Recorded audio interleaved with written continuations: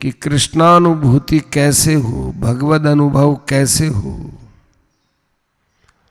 भगवद रसपान कहाँ होता है, तो कहते हैं वो संत महात्माओं के पास होते हैं। संतों का लक्षण क्या होता है ये तो हम किसी संत के विषय में घटा नहीं सकते, क्योंकि संत अपना कभी भी न तो बाह्य परिचय देना उचित मानते हैं और न वे अपनी साधना में अपनी व्यक्तिगत अवस्थाओं का वर्णन करना चाहते हैं। संत यूं तो संसार को अपार संपत्ति प्रदान करते हैं, परंतु संतों से खुद से पूछा जाए कि महाराज क्या आपको भगवान के दर्शन हुए हैं, क्या आपने भगवान का विशेषानुग्रह प्राप्त किया है, तो इस विषय में वे टलते चले जाएंगे। कारण कि यह तो श्रद्धालुओं की श्रद्धा के विषय पर छोड़ा गया उत्तर है। जैसे श्रद्धालु होंगे उनकी श्रद्धा होगी, तद अनुरूप संत में से वे अपने आप लक्षण निकालेंगे और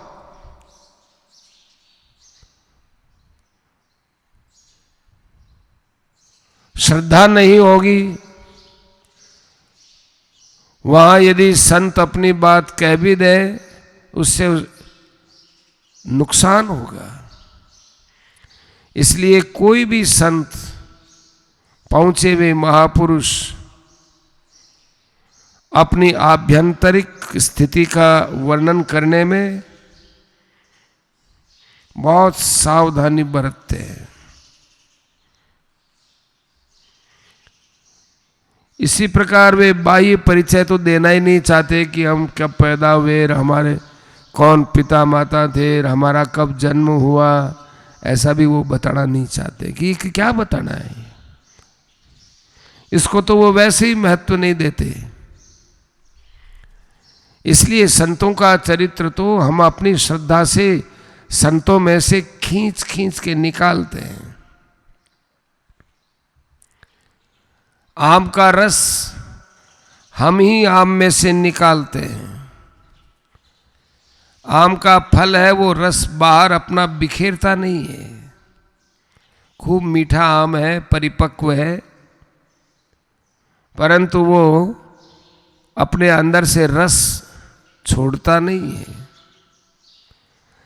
अब हमको गरज है कि हम आम का रस लेवें, तो हम ही उसको में आम में से रस निकालेंगे और अपने उपयोग में लाएंगे। ऐसे ही संत होते हैं, और ऐसे संत तो सभी बन सकते हैं। इसके लिए कोई विशेष देश नहीं, वेश नहीं, परिधान नहीं, कोई विशेष बाह्य उपाधियां नहीं। इसीलिए देखिए यहां संत के लक्षण में तम सर्वभूत हृदयम मुनिमानतोस्मि, यहां कह सकते थे कि तम सर्वभूत हृदयम सुखमानतोस्मि। कोई छंदो भंग नहीं है तो सुखदेव जी का ही चरित्र ये, परंतु सुखमानतोस्मि कह देते तो एक उपाधि बन जाती, एक व्याप्यता हो जाती। संत व्याप्य नहीं होते हैं, परिधि में संकुचित नहीं होते हैं, किसी नाम में उनकी संकीर्णता को नहीं देखा जाता, उनको संकीर्ण नहीं बनाया जा सकता। इसलिए मुनिमानतोस्मि, जो मननशील हो। सज्जनों, हम लोगों ने अपने जीवन में मनन करना छोड़ दिया। सबसे पहले मनन का विषय होता है कि मैं कौन हूं। यहां से हमारी जिज्ञासा प्रारंभ होती, मैं कौन हूं।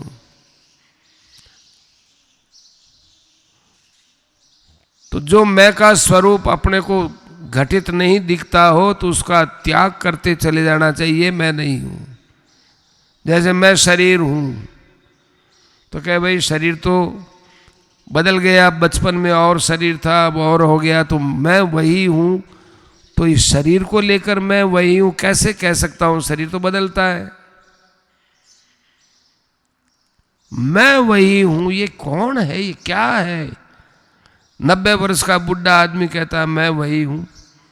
अब उन वृद्ध महाशय से पूछा जाए कि जी आप बचपन में पैदा हुए ऐसे ही? नहीं नहीं नहीं नहीं भाई, मैं ऐसे कूदता था, ऐसे वृक्षों से कूद जाता था, पानी में कूद जाता था, ऐसे था, बच्चा था, फिर बड़ा हो गया, जवान हो गया, इतना काम कर सकता था, अब इतना नहीं होता। तो आप शरीर है, शरीर तो वही दिख नहीं रहा है कि मैं वही हूं। शरीर बदल गया ना, मैं वही हूं। ये मैं वही हूं, ये खास हमारा समाधान करने वाला प्रश्न होगा। अंदर से जो आवाज आए कि मैं कौन हूं, जिसमें हम लोग कहीं जाकर टिक सके। तो शरीर से चालू कर, शरीर मैं हूं, नहीं हूं। अब नहीं का त्याग करते चले जाना चाहिए। इसका नाम है मनन करना। मैं किसका हूं, मेरा कौन है, मेरा इस शरीर में आना क्यों हुआ है, मुझ जैसे अन्य शरीर भी क्यों आए हैं, दूसरे जीव जंतु हैं, मेरा भी शरीर उन्हीं प्राकृत तत्वों से बना हुआ है, परंतु जीव जंतुओं में, मुझ में, पशु पक्षियों में, मुझ में बड़ा अंतर दिखता है। ये अंतर ये कहाँ से आया, क्यों आया? हम लोग रात दिन यही सोचते रहते हैं कि क्या खाएंगे, क्या पिएंगे, कहाँ रहेंगे, कितना रुपया होगा, कितना नहीं होगा, कितना आदर होगा, कितने लोग हमको मानेंगे, कितने हमको नहीं मानेंगे, कौन निंदा करता है, कौन प्रशंसा करता है, कैसे सत्ता मिल सकती है, कैसे बाह्य बाह्य पर हमारी अनावश्यक बुद्धि जाती है व्यर्थ में। ये कहते हैं मुनि महानतोस्मि, ऐसे मननशील होने चाहिए। जिस दिन हम लोग ये विचार करेंगे सज्जनों कि मैं कौन हूं, मैं किसका हूं, मेरा कौन है, मेरा अपना कौन है, मेरा वास्तविक धन कौन है, मेरा आत्मीय कौन है, मेरा प्रेमी कौन है, मैं खुद किसको चाहता हूं, इत्यादि इत्यादि इत्यादि बातें पैदा होंगी, हम सही रास्ते पर आ जाएंगे सज्जनों, वही संत हो जाएंगे। तो यम प्रव्रजंतम, प्रव्रजंतम का तो कल बता ही दिया था कि जिनका देखो कई क्रियाएं ऐसी होती हैं जो सर्व क्रियाओं के उपलक्षक होती हैं, अर्थात जिनका संपूर्ण व्यवहार, यहाँ जो गमन व्यवहार बताया प्रव्रजंतम, तो ये समस्त क्रियाओं का उपलक्षक है। सारी क्रियाएं इसमें आ गई, खाना पीना उठना बैठना ये सब उसके अंतर्गत आ गया। यम प्रव्रजंतम।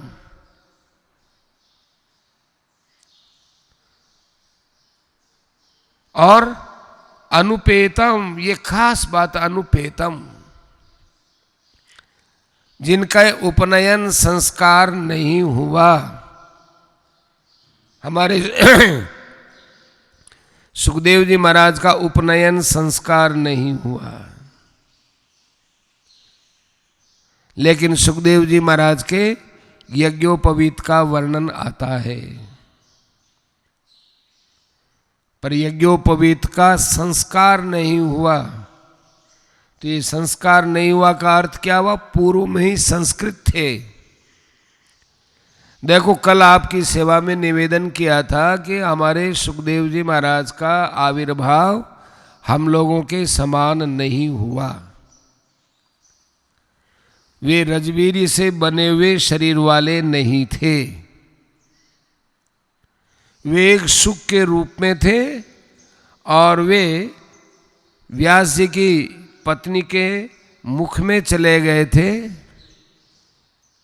और वहाँ जाकर पेट में ही रहे। और जो कुछ उन्होंने राधा जी से सुना था, जो कुछ उन्होंने कृष्ण से सुना था, उसी का ही वे ध्यान कर रहे थे, उसी की आवृत्तियां कर रहे थे। भगवान शंकर से जो अमर विद्या सीखी, वे उसी अमर विद्या का रटन कर रहे थे, बोल रहे थे। शंकर भगवान के पास तो भाई अमर विद्या क्या है? भगवान का नाम।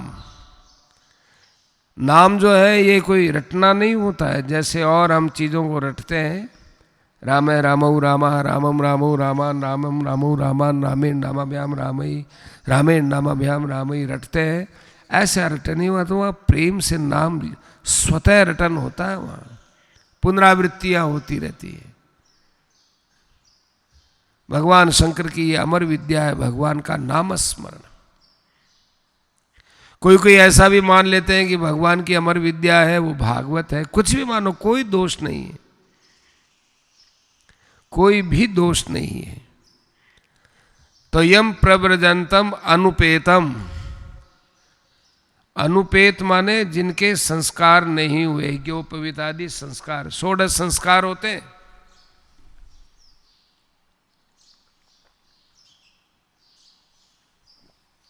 सोलह संस्कारों में जिनके एक भी संस्कार की आवश्यक, ये भी उपलक्षक है। देखो, संस्कार की आवश्यकता कहाँ होती है?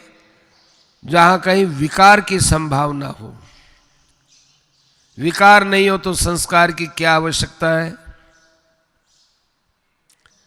हम लोग मुंडित होते हैं, हम लोग अपनी दाढ़ी मूछ बनवाते हैं, क्योंकि बाल उगते हैं इसलिए बनाते हैं। या मुंह पर और होठों पर दाढ़ी मूछ आती है, सिर पर बाल आते हैं, तो हम मुंडित होते हैं साधु समाज में। और गृहस्थ आश्रम में मुंडित नहीं होते, वो सीधे ही रखते हैं। कभी कभी मुंडित होते हैं जब मुंडन का अवसर आता है। तो क्यों? क्योंकि बाल है इसलिए बालों को काटा जाता है। विकृति है तो उसको संस्कृति में परिणत किया जाता है। पर हमारे सुखदेव जी महाराज तो इतने दिव्य हैं कि अंदर से भी दिव्य हैं, बाहर से भी दिव्य हैं। वो किसी कर्म फल से कोई माता के गर्भ में नहीं आए, और माता के गर्भ में आए भी नहीं। वो तो मुखारविंद से प्रवेश किए हैं।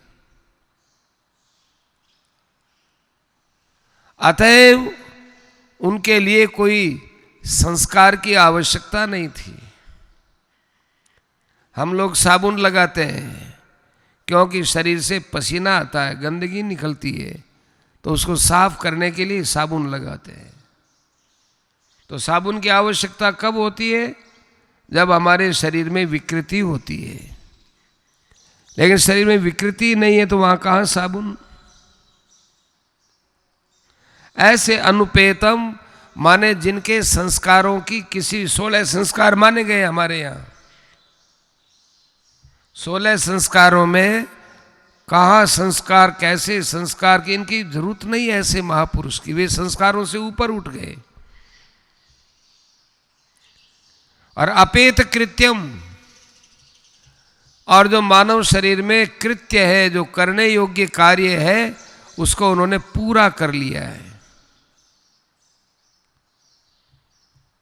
सज्जनों, जो अपना काम पूरा कर लेता है वो निश्चिंत रहता है, निर्भय रहता है, निशोक रहता है।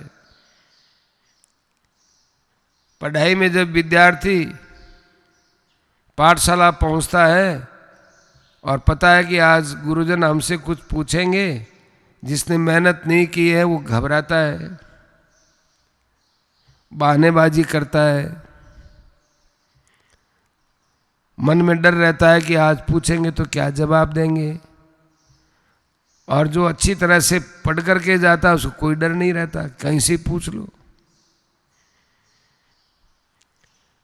हमारे सुखदेव जी महाराज जैसे महापुरुष अपेत कृत्यम, अपेतानि कृत्यानि यस्यतम या येन तम अपेत कृत्यम, कोई उनका काम बाकी नहीं। ऐसे सुखदेव जी महाराज जब अपना अवतार लिए हैं, अच्छा हाँ ये बता रहे थे हम कि वो माता के पेट में क्या कर रहे थे कि राधा जी के द्वारा कहा हुआ कृष्ण चरित्र और कृष्ण के द्वारा कहा हुआ राधा चरित्र और हमारे भगवान शंकर के द्वारा ली हुई अमर विद्या, भगवान नामस्मरण अथवा शांकरी भागवत जो भी हो, वे उसमें डूबे हुए वो प्रेम की बातें कर रहे थे अपने हिसाब से। महात्माओं का मन है, अंतर मन है, उनके अंदर भगवत विषयक संकल्प ही उठते रहते हैं। जैसे हम लोगों के मन में संसार की बातों के बार बार संकल्प रहते हैं, ये करना है, वो करना है, ये बाकी है, ऐसा करना है, इसको ऐसे करना है, यूं करना। कितने राग द्वेषात्मक संकल्प होते हैं, कितने हमारे बाह्यात संकल्प होते हैं, कितने वैषयिक संकल्प होते हैं।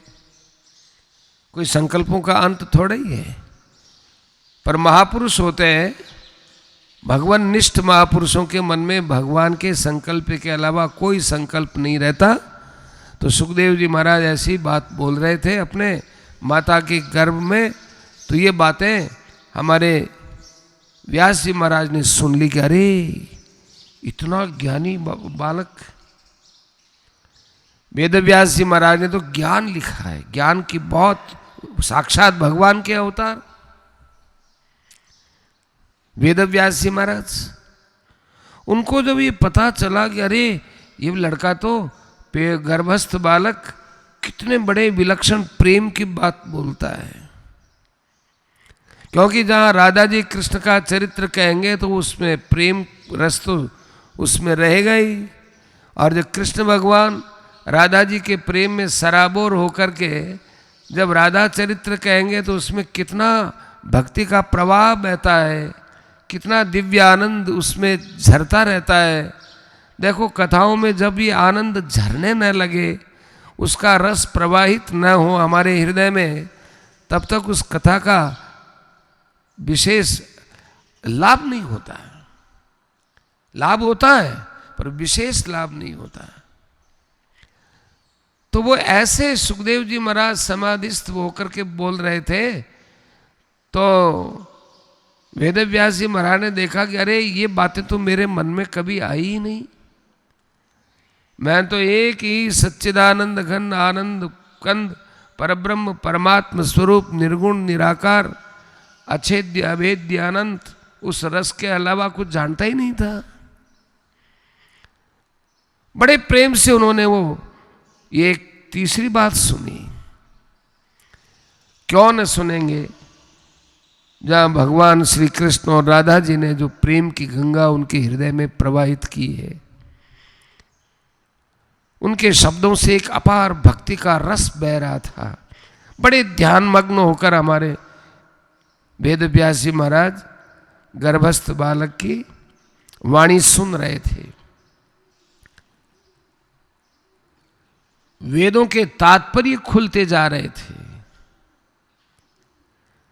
वेद व्यास जी महाराज आनंद में सराबोर हो गए।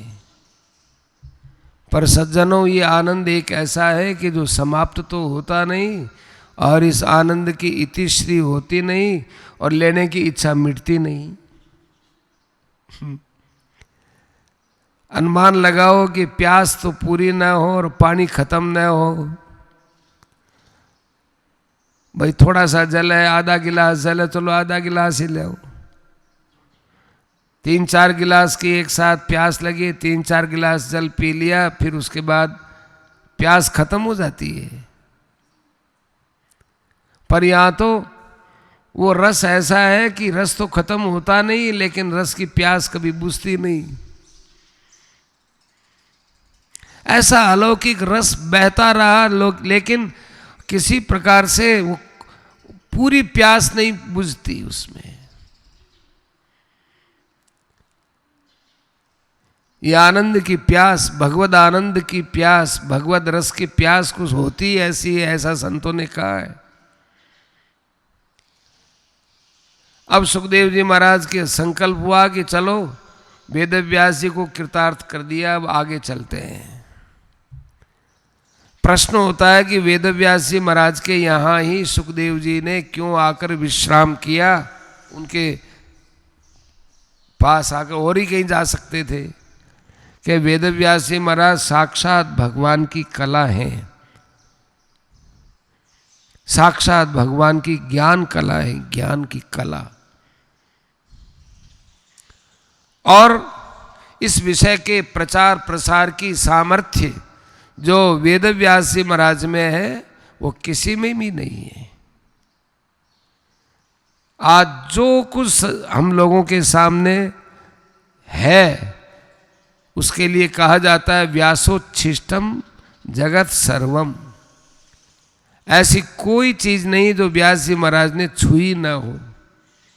चाहे ज्ञान ले लो, चाहे भक्ति ले लो, चाहे वैराग्य ले लो, चाहे कोई योग ले लो, हठ ले लो, योग, जो कुछ साधन है हमारे, भक्ति भी है और भुक्ति भी है, सब है इनके पास।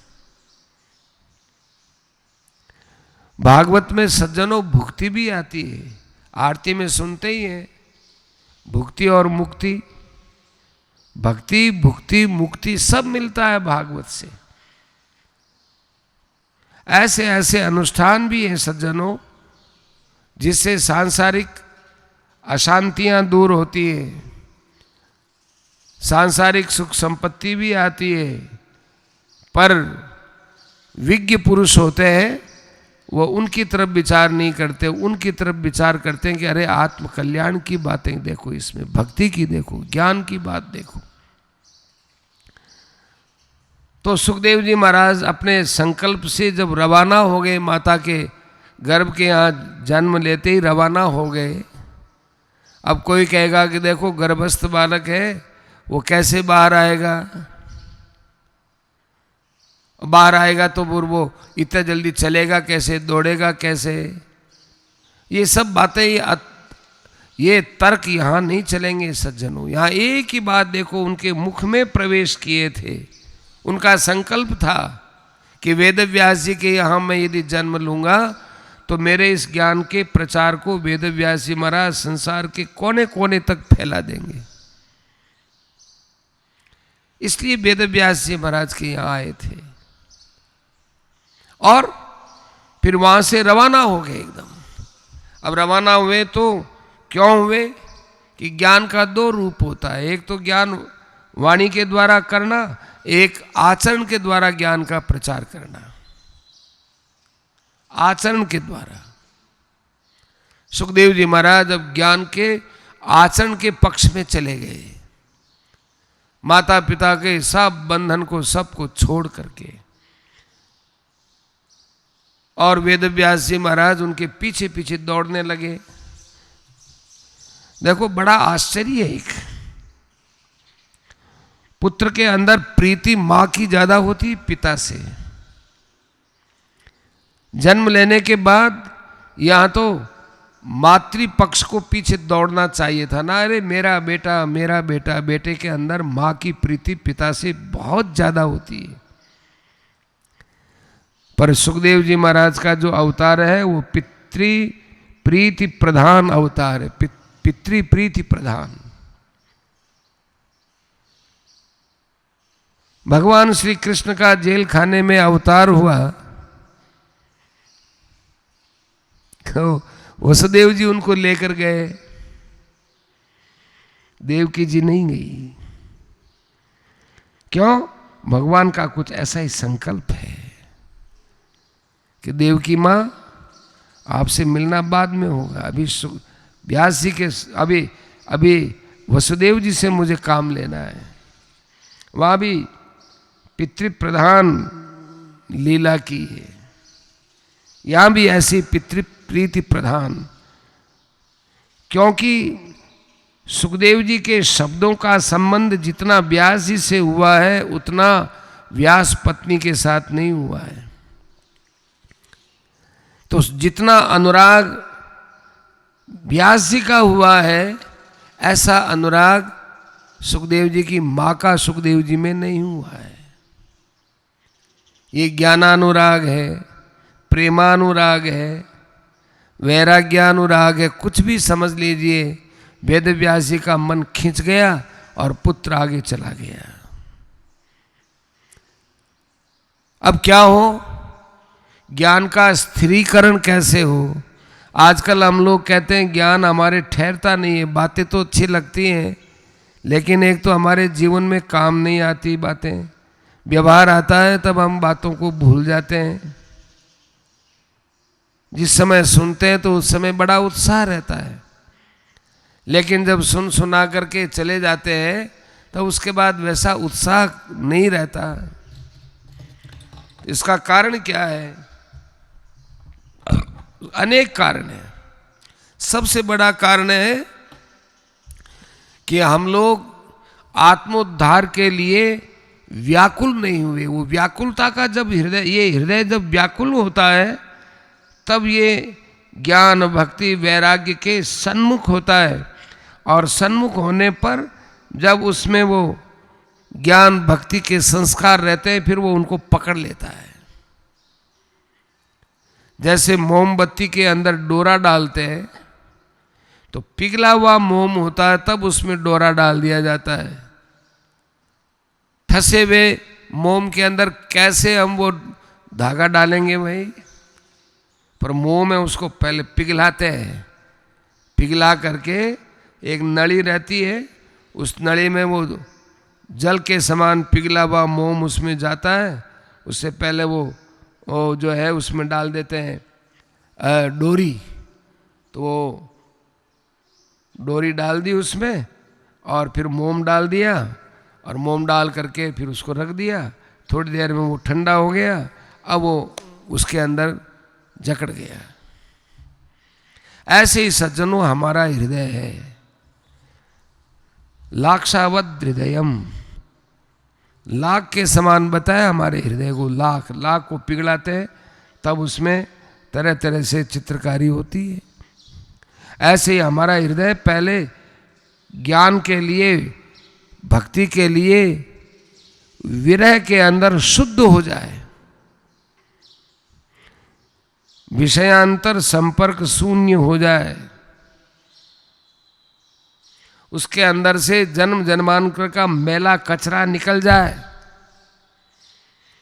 जैसे मोम के अंदर कई प्रकार का कचरा हो तो मोम को पिघलाते हैं, अभी जैसे बताया, पिघला करके उसमें कंकर पत्थर कुछ मिला हुआ वो सबको निकाल करके बाहर फेंक करके विशुद्ध जो मोम का रस है उसको ले करके उससे हम तरह तरह के कोई दीपक बनाओ, चाहे उसमें बत्ती बनाओ, जैसा भी बनाना चाहें, ढालना चाहें ढला दे। ऐसे अंतःकरण को भगवान के विरह में, ज्ञान में भी विरह होता है पर प्रेम में जो विरह होता है वो समझ में जल्दी आता है। क्योंकि संसार के विषयों के प्रति हमारा इतना आकर्षण हुआ है तो उसके पहले हमारा मन खींचा है, उससे पहले हमारा मन उन विषयों के न मिलने से एक तरह से द्रवित हुआ है, पिघला है। पिघलने के कारण से उन विषयों का संस्कार अंदर बैठा है, वो अंदर बैठे हुए संस्कार हमको विषयों की तरफ ले जाते हैं। और भगवत संस्कार के लिए, भगवत बातों के लिए हमने हमारे हृदय को पिघलाया नहीं है, इस कारण से वो भगवान के भाव हमारे अंदर बैठते नहीं है जल्दी, जितना विषयों की तरफ बात बैठती है। एक आदमी से कहा जाए कि देखो तुम यदि सत्संग में रहोगे तो हम तुमको भगवान की बढ़िया बात सुनाएंगे, और एक कहता है कि देख भाई यदि तू इस समय हमारे पास आएगा तेरे को लाख रुपया देंगे। तो आदमी सीधा यही कहेगा कि यार लाख रुपए ले हो ना, भगवान की बातों में क्या पड़ा है। परंतु किसी संत महापुरुष को कहा जाए तो रामचरितमानस में आता है, सनकादि ऋषि थे, वे चरित सुनई तजी ध्यान। अभी यहां भी देख लेना आप, चरित सुनई तजी ध्यान। तो द्वैपायनु विरह का तरह जुहावे, विरह पैदा हुआ हमारे व्यास जी महाराज के मन में। अरे वो बातें इतनी सुंदर कह रहा था, इतनी बढ़िया बातें थी, कहाँ गई, ऐसे विरह के अंदर कातर हो गए। देखो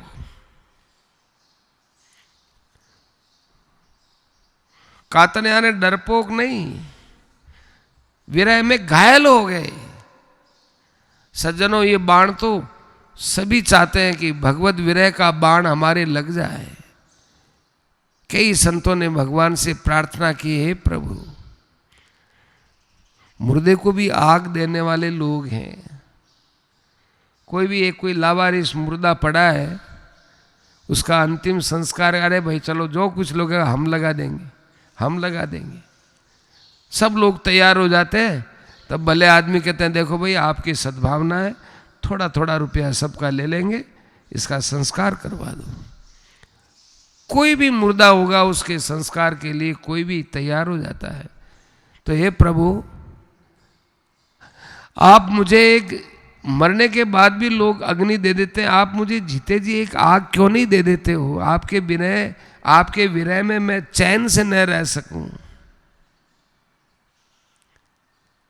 एक बार महाराज श्री से एक सज्जन ने पूछा कि महाराज क्या बताएं, भगवान की बात हमको मीठी नहीं लगती है, इतनी बातें प्रिय नहीं लगती है, बात क्या है? बात क्या है इतनी? तो कहा कि तुम भगवान के लिए रोए नहीं, इसलिए जी मचला नहीं भगवान के लिए, तो मीठा कैसे लगेगा? छोटा बच्चा माँ के पास आकर लड्डू के लिए मचला जाता है, तो ऐसी माँ लड्डू दे देती है तो उसमें स्वाद नहीं आता, पर वो मचलता है फिर माँ देती है, उसमें स्वाद आता है उसको। ऐसे ही भगवान की बातों के लिए आप पहले कभी विरह में डूबे ही नहीं, आपने आवश्यकता समझी ही नहीं इन बातों की। हम लोगों ने भगवत रस की विषय की इच्छा ही नहीं की। ये तो हुआ है हमारे व्यास जी महाराज के मन में कि विरह का तरह आजू हावे, एक एक शब्द पर आजू हावे, जोर जोर से वो आह्वान करने लगे। आह्वान, अरे ए पुत्रेति पुत्र ठहरो, अरे ठहरो, तुम्हारी गति को मैं नहीं पकड़ सकता। तो महाराज आप तो बड़ी उम्र को लंबे लंबे डग भरो कि तेरे जितने द्रुत गति से, तू जैसे द्रुत गति से दौड़ रहा है इस मार्ग में, हम नहीं दौड़ सकते, शिथिल हो गए हम। विरह का तरह आजू हावे, पुत्र इति, जंगल में पुत्र जब बोलने लगे तो वृक्षों ने आवाज लगाई वापिस, प्रतिध्वनि हुई, ध्वनि की प्रतिध्वनि, शब्द लौट करके आते हैं। पुत्र के पुत्र, कुएं के पास जाकर आप बोलो तो अंदर से वापिस आएगी आवाज, वो प्रतिध्वनि है। इसको आभास ध्वनि बोलते हैं, ध्वनि का आभास। पुत्रेति तन्मयतया, तो वृक्ष कहने लगे, अरे पुत्र की क्या बात करते हो वेद व्यास जी, आप भी कभी हमारे पुत्र रहे थे भाई। तन्मयतया, अब तन्मयतया में दो भाव होते हैं। पुत्रेति तन्मयतया तरवोभिनेदु, वो वृक्ष भी तन्मय माने व्यासमय होकर कहने लगे, ए सुखदेव, केवल व्यास का ही तू बेटा नहीं, हमारा भी किसी जन्म में बेटा रहा होगा रे। हम भी व्यास की तरह ही तेरे विरह में पुकार रहे हैं रे, क्योंकि संत के लिए सारी प्रकृति अनुकूल होती है। आपने देखा होगा, सुना भी होगा कि जंगलों में महापुरुष रहते थे, उनके पास शेर भी आकर के शांति से बैठ जाते, चले जाते थे। संतों के आश्रम में एक साथ सब जानवर जिनका कि स्वाभाविक बैर हुआ करता था, वो सब आश्रम में आती बैर निकल जाता था। चूहा भी वही है, सांप भी वही है, शेर भी वही है, तो बैल भी वही है। भगवान शंकर के परिवार में देखो आप, माता पार्वती का वाहन सिंह है, भगवान शंकर का वाहन बैल है, सिंह और बैल में बैर है, परंतु बड़े प्रेम से बैठे हैं।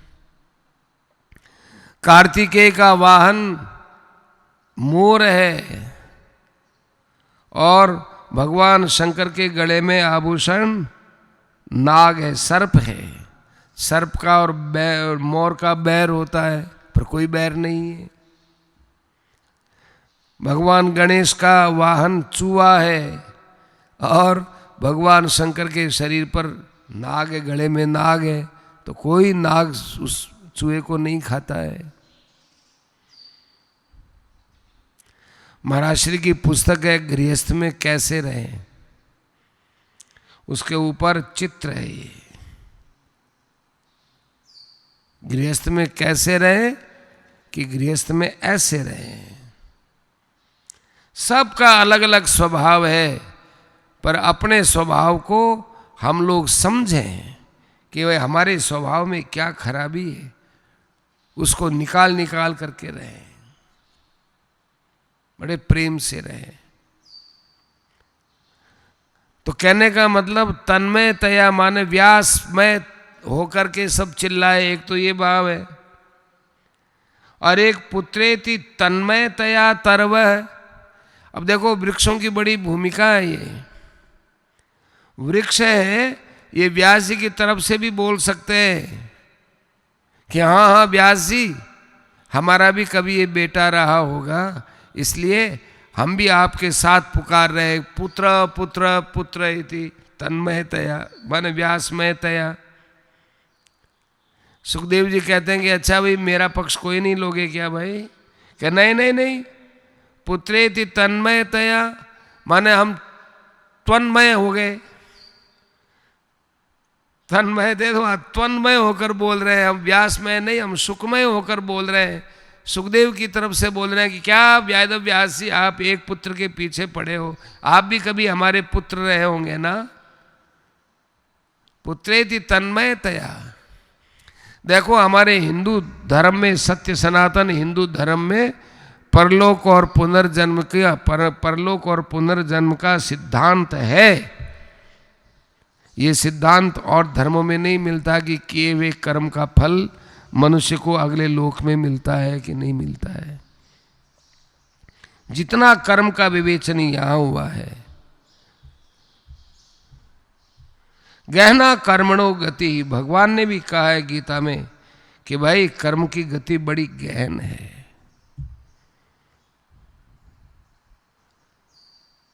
परलोक पुनर्जन्म इन बातों का मर्म केवल हमारे सत्य सनातन हिंदू धर्म में मिलेगा। सज्जनों बड़ा उपहास हो रहा है, हमारी प्राचीन बातों का बड़ा उपहास हो रहा है, परंतु हमारी प्राचीन बातें लोगों के जब ध्यान में आती हैं तब वे देखते रहे ये बात। विदेशी लोग बड़ा आदर करते हैं कई बातों का, सब छोटी से छोटी बात कहते हैं हम। अभी कोरोना का प्रभाव प्रकोप बहुत हो रहा है, विदेशी लोगों ने कहा है, स्वीकार किया है कि भारतीयों के हिंदुओं के चूल्हे पर रसोई घर में जो मसाले हैं, ये मसाले नितराम स्वास्थ्यप्रद है। जीरा डालना है, हल्दी डालनी है, हल्दी को तो आजकल बहुत महत्व दे रहे हैं, बार बार आता है हल्दी दो हल्दी दो, दूध में थोड़ी हल्दी मिला के पिलाओ। और हमारे यहाँ कुछ नहीं, हल्दी की कोई वैल्यू ही नहीं, कोई वैल्यू नहीं। ऐसे चूहे हैं वो कोई कुतरते रहते हैं, कोई बात नहीं। सौंठ होता है, सौंठ की कोई परवाह नहीं। सूंठ है, हल्दी है, काली मिर्च है, लौंग है, इन सब को तो कहता अरे ये तो वरदान है, वरदान। घर में तुलसी का पौधा, ये क्या है, ये पौधे क्या है, ये फालतू के है। अब लगता है कि नहीं नहीं, अरे कोरोना को मिटाने में तो ये तुलसी का पौधा बहुत काम का है, इसके पत्ते, इनका काढ़ा बनाया जाए। बूढ़ी बूढ़ी माताएं बच्चों को कभी सर्दी जुकाम लगा जाए, सीधा काढ़ा बना के दे, वो पी ले, इसको तारो जुकाम तारो ठीक हो जाए, ले पी ले। बूढ़ी बूढ़ी माताएं बना के दे। आज वो काढ़ा भयंकर, विश्व की भयंकर ये बीमारी है, उसमें काम आ रहा है।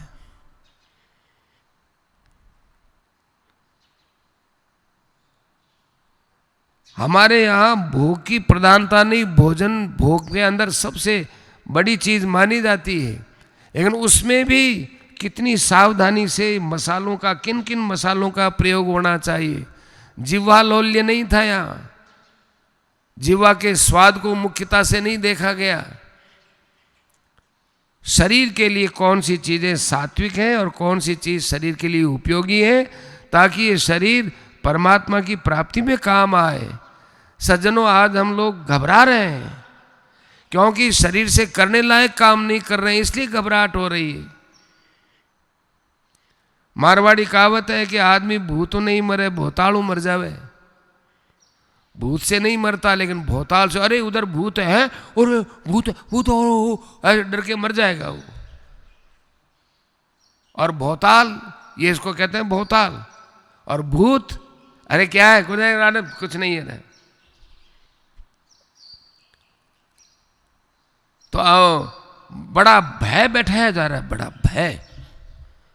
ठीक है, ये कोई झूठी बात तो है नहीं, है तो सही, बीमारी तो है, लेकिन जितना डराया जा रहा है इतनी डरने की जरूरत नहीं है। खाने में पीने में सावधान रहें, गर्म जल पिए, जैसा डॉक्टर्स बताते हैं, स्वास्थ्य निर्देशक बताते हैं, गाइडलाइन से चले, गाइडलाइन से रहे, वैसा ही खान पान, रहन सहन, बचाव, मास्क आदि का पूर्ण प्रयोग करें। इतने डरने की क्या जरूरत है फिर? यदि इसलिए डराया जाता हो कि जितना डराएंगे उतने सावधान रहेंगे, तो सावधान कीजिए, इतना डराइए मत लोगों को। इतने लोग डर गए, इतने लोग डर गए हैं कि लोगों को भय लगता है कि कहीं हमारा पॉजिटिव आ गया, कोरोना पॉजिटिव, तो जाने क्या हो जाएगा। टेस्ट करवाने में भी लोग संकोच करते हैं कि बाबा टेस्ट नहीं करें, ऐसे ही ठीक हो जाए। इतना भय बैठा दिया। इतना भयभीत भी नहीं होना चाहिए, सावधान रहना चाहिए, ईश्वर पर विश्वास रखें। ईश्वर विश्वास रखना ये तो बात है ही, लेकिन इसका अर्थ ये भी नहीं कि सावधानी को छोड़ते चले जाए, अनावश्यक घूमते रहें, अनावश्यक मटर गश्ती करते रहें। वो ईश्वर विश्वास थोड़ा ही होगा वहाँ। ईश्वर विश्वास में कभी मनुष्य प्रमादी नहीं होता है। अस्तु तावत पुत्रेति तन्मयतया तरवो विनेदुः। उन वृक्षों ने भी उत्तर दिया, वृक्षों ने उत्तर दिया कि भाई तुम क्या एक बेटे में तुम पुत्र पुत्र मानते हो। देखो यहाँ पुत्र कहा है, वत्सेति नहीं कहा है, पुत्र कहा है। पुत्र, पुत्र होना बहुत अच्छी बात है सज्जनों। अब देखो आजकल क्या बताएं, अब ज्यादा बात कहेंगे तो विषयांतर हो जाएगा। पुत्र किसको बोलते हैं?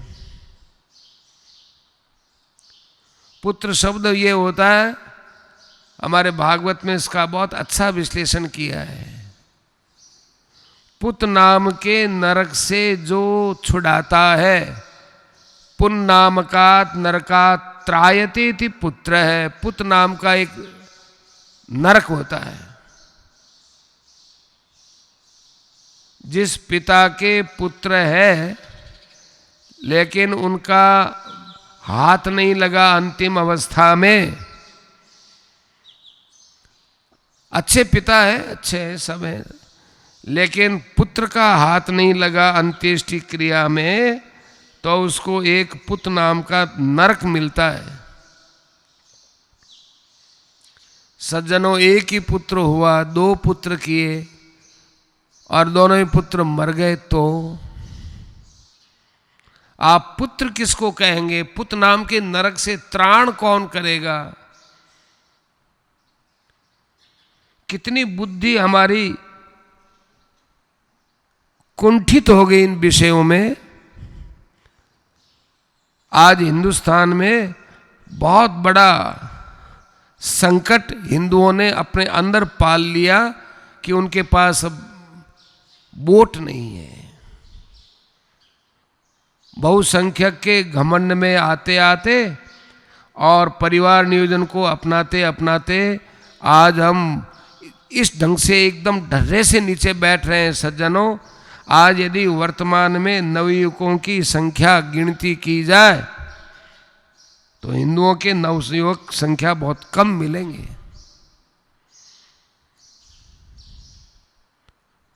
देश किधर किस किस मार्ग से चलेगा? कहां ले जाएंगे लोग?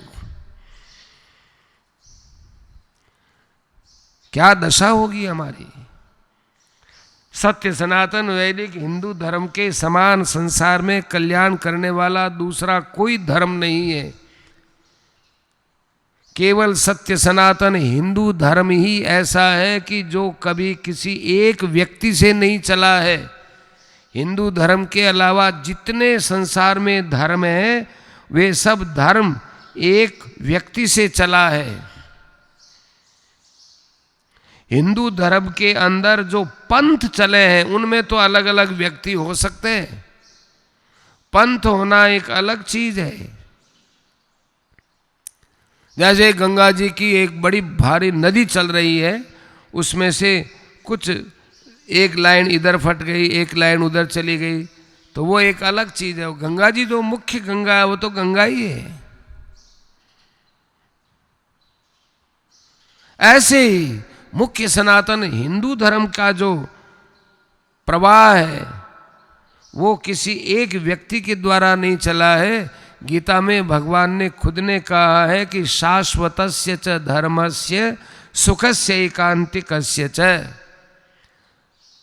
ब्रह्मणो हि प्रतिष्ठाहम् अमृतस्याव्ययस्य च शाश्वतस्य च धर्मस्य सुखस्य एकांतिकस्य च। शाश्वत धर्म का संस्थापक मैं हूं। हमारा धर्म भगवान से चला है। हमारे धर्म के मूल में भगवान है, व्यक्ति नहीं है।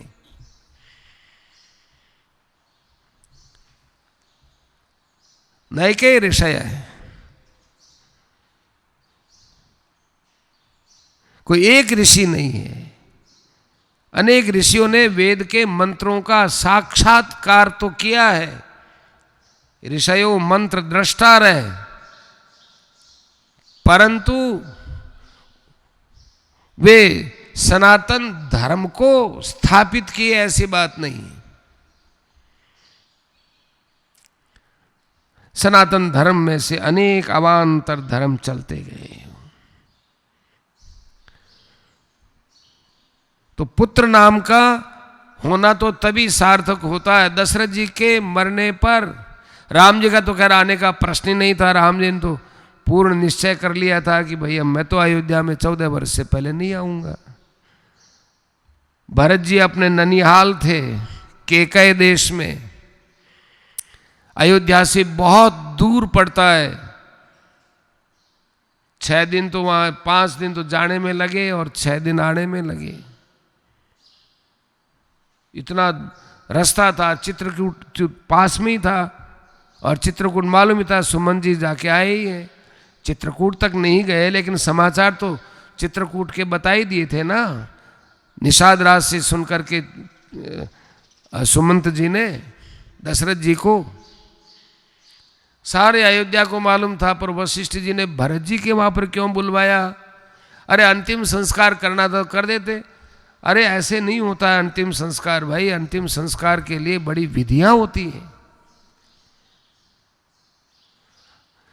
हमारी अंत्येष्टि संस्कृति विदेशों में भी अब प्रिय होने लगी है। विदेशी लोग ये मानने लग गए कि सनातन धर्म में जो मृत देह का अग्नि संस्कार होता था ये बहुत उचित है, और संस्कृति में देह को गाड़ा जाता है, चाहे ईसाई हो, चाहे यहूदी हो, चाहे इस्लाम धर्म में हो, चाहे किसी भी धर्म में हो। उन धर्मों में प्राय हम जानते नहीं, पर इतना जानते हैं कि अग्नि संस्कार केवल सत्य सनातन हिंदू धर्म में होता है, क्योंकि शव से ऐसे ऐसे ऐसे विषाक्त कीटाणु नए नए उस समय पैदा होते हैं, उनसे बड़ा अनर्थ होता है। लेकिन अग्नि संस्कार के अंदर वो देह इतना पवित्र हो जाता है, सब कीटाणु विषाक्त कीटाणु उसमें रहते नहीं हैं, और वो अग्नि स्वरूप हो जाते हैं, और वो देह भी अग्नि स्वरूप हो जाने से एकदम वो राख वगैरह उसकी हो जाती, फिर बीमारी नहीं होती उससे। और गढ़ता है वो सड़ता है, और सड़ता है तो उसमें अनेक प्रकार के दोष पैदा होते हैं। सीधी सीधी बात है। चाइना ने स्वीकार किया था, चाइना है तो अब हमारे देश का महान शत्रु, मीठी मीठी बात करता है, ऊपर से 2-3 बार तो धोखा दे चुका है हमको। और संस्कृति के साथ में उसने कहा है कि नहीं, भारत में ये बात तो बहुत अच्छी है, ये जो अंतिम संस्कार करते हैं बड़ा अच्छा है।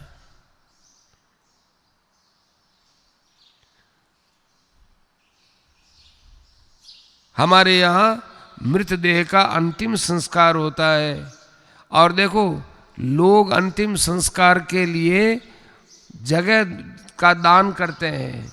अंत्येष्टि संस्कार के लिए लकड़ियाँ लोग ला ला करके मसानों में रख देते हैं। कोई आओ, किसी का भी हो, कोई जात नहीं, कोई पात नहीं, करो आराम से करो। ऐसे कई जातियों ने अपने अपने कर रखे हैं कि भाई हमारा है, लेकिन उस हमारेपन का तो अर्थ यही है कि इसका प्रबंध हम करेंगे, चाहे कोई किसी का भी शरीर लाओ, किसी का भी शरीर यहाँ पर दाह संस्कार के लिए लाओ, कोई मनाही नहीं।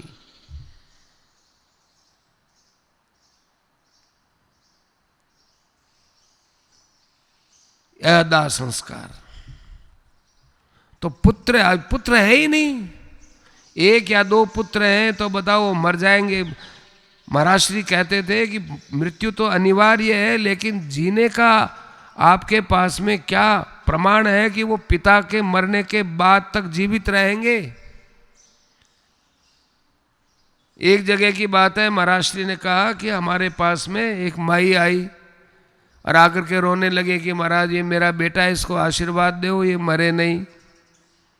मेरा 2 बेटे थे तो एक बेटा तो मर गया और ये एक ही बेटा है, आशीर्वाद दो, ये मेरा दूसरा बेटा मरे नहीं। महाराज जी ने कहा कि भाई 2 ही पुत्र हैं क्या? महाराज जी ने फिर अंत में कहा, उसको कुछ ने कहा भैया मैं क्या आशीर्वाद दूं, जन्म मृत्यु के ऊपर तो वही। पर आश्चर्य, महाराज जी ने कहा मुझे बड़ा आश्चर्य हुआ कि आपने मृत्यु को पहचाना ही नहीं कि मृत्यु कभी भी आ सकती है, किसी की भी हो सकती है। जरूरी थोड़े है कि छोटी उम्र वाला बाद में मरेगा, बड़ी उम्र वाला पहले मरेगा, जरूरी तो है नहीं। आपके यहाँ कोई पुत्र की खान थी, आपके और भी पुत्र हो सकते थे, जान करके आपने पुत्र होना बंद करवा दिया। अब आशीर्वादों से काम चलाओगे, कैसे आशीर्वाद वहाँ पर फलीभूत होगा? पहली बात तो हम जानते भी नहीं, आशीर्वाद देना जानते नहीं। महाराज ने कहा कि भाई हमारे पास तो कोई शक्ति है नहीं, हम तो ऐसे साधु नहीं है भाई।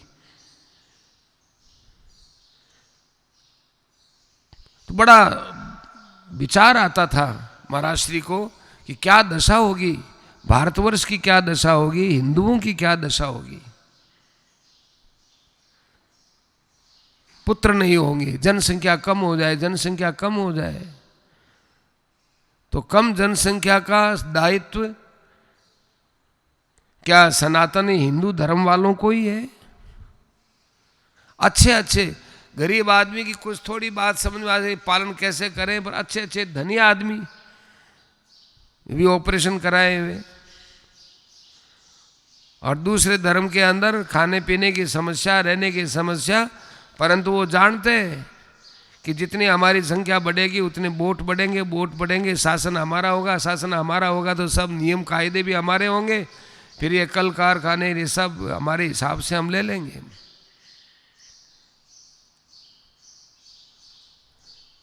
पुत्रेति, पुत्र नहीं बने, पुत्र नहीं रहेगा तो पुत नाम के नरक में जाना ही पड़ेगा। पुत्रेति तन्मयतया तरवोभिनेदु तम सर्वभूत हृदयम मुनिमानतोस्मि। ऐसे संत महापुरुष होते हैं जो संपूर्ण प्राणियों के हृदय में वैराग्य की भावना से रहते हैं। ये संत की व्याख्या हुई। आनतोस्मि, आ नतोस्मि हो, नतोस्मि भी नहीं, आ नतोस्मि, सब प्रकार से उनको प्रणाम करता हूं, मनसा वचसा कर्मणा। देखो हमारे यहाँ प्रणाम होता है वो साष्टांग प्रणाम होता है, 8 अंग होने चाहिए, 8 अंग में वाणी भी है, दृष्टि भी है। प्रणाम कर लिया और आंख से देखा नहीं तो प्रणाम नहीं माना जाता। 8 अंग नहीं हुए, दृष्टि भी है, ओष्ठ में बोला वाणी भी है, हाथ भी है, वक्षस्थल भी है, घुटने हैं, पेट है, एडी है, ये पंजे हैं, सब 8 अंग में आते हैं। तो इन 2 की तरफ ध्यान कम जाता है, नेत्र और वाणी की तरफ। आनतोस्मि, सब प्रकार से। ये तो बाह्य अष्टांग प्रणाम है, बाह्याष्टांग प्रणाम। और आभ्यंतर प्रणाम क्या? अत्यंत भीतर में श्रद्धा और आदर का भाव रखते हुए प्रणाम करना, श्रद्धा भाव सहित। आ नतोस्मि, आ समन्ता नतोस्मि, सब प्रकार से मैं विनम्र हूं ऐसे महापुरुषों के सामने। सज्जनों, माता पिता गुरुजन अपने से बड़े हैं, उन सब के चरण छू करके परिवार में प्रणाम करने से उन माता पिता आदि का जो बड़प्पन है, जो उनके पास वैभव है, वो हमारे पास सीधा चला आता है। पिता की संपत्ति पूरी आपको मिले न मिले, संदेह आपके भाग्य में होगा तो मिले, नहीं तो नहीं मिलेंगे, बंटवारे भी हो जाएंगे। कोई दबा के बैठ जाएगा, कोई खा जाएगा, कोई क्या करेगा, किसी को रुपये दिए वो खा जाएंगे, जाने क्या क्या होगा। लेकिन आप उनकी एक संपत्ति ले सकते हैं, माता की पिता की, क्या उनकी संपत्ति ले सकते हैं? उनके चरण स्पर्श करना, विनम्र भाव रखना, आदर भाव रखना। देखो जो माँ बाप का आदर नहीं करता है वो कहता है कि मैं हनुमान चालीसा की पाठ करता हूँ, मैं तीर्थों में भी जाता हूँ, मैं ये भी करता हूँ, मैं सत्संग में भी जाता हूँ, संतों को भी मानता हूँ, मेरे अमुक गुरुजी भी हैं, ये है, कोई काम नहीं आएंगे। सबसे पहले माता पिता की भक्ति काम आएगी। माता पिता की भक्ति जिसके अंदर होगी वही भगवान के प्रति वहाँ पर भक्ति मानी जाएगी। अरे माँ बाप की भक्ति कोई देह की बात नहीं, माता पिता के अंदर जो भगवान है उनका आदर नहीं किया तो दूसरे भगवान के रूप में आप क्या किसको मानोगे? माँ को भगवान नहीं माना, पिता को भगवान नहीं माना, तो फिर आप किसको भगवान मान के चल रहे हो? इसलिए भगवान को यदि हमें प्रसन्न रखना है तो सर्वप्रथम माता को प्रसन्न रखो, पिता को प्रसन्न रखो, घर में बड़े उनकी प्रसन्नता लो। बड़ा भाई है, भौजाई है,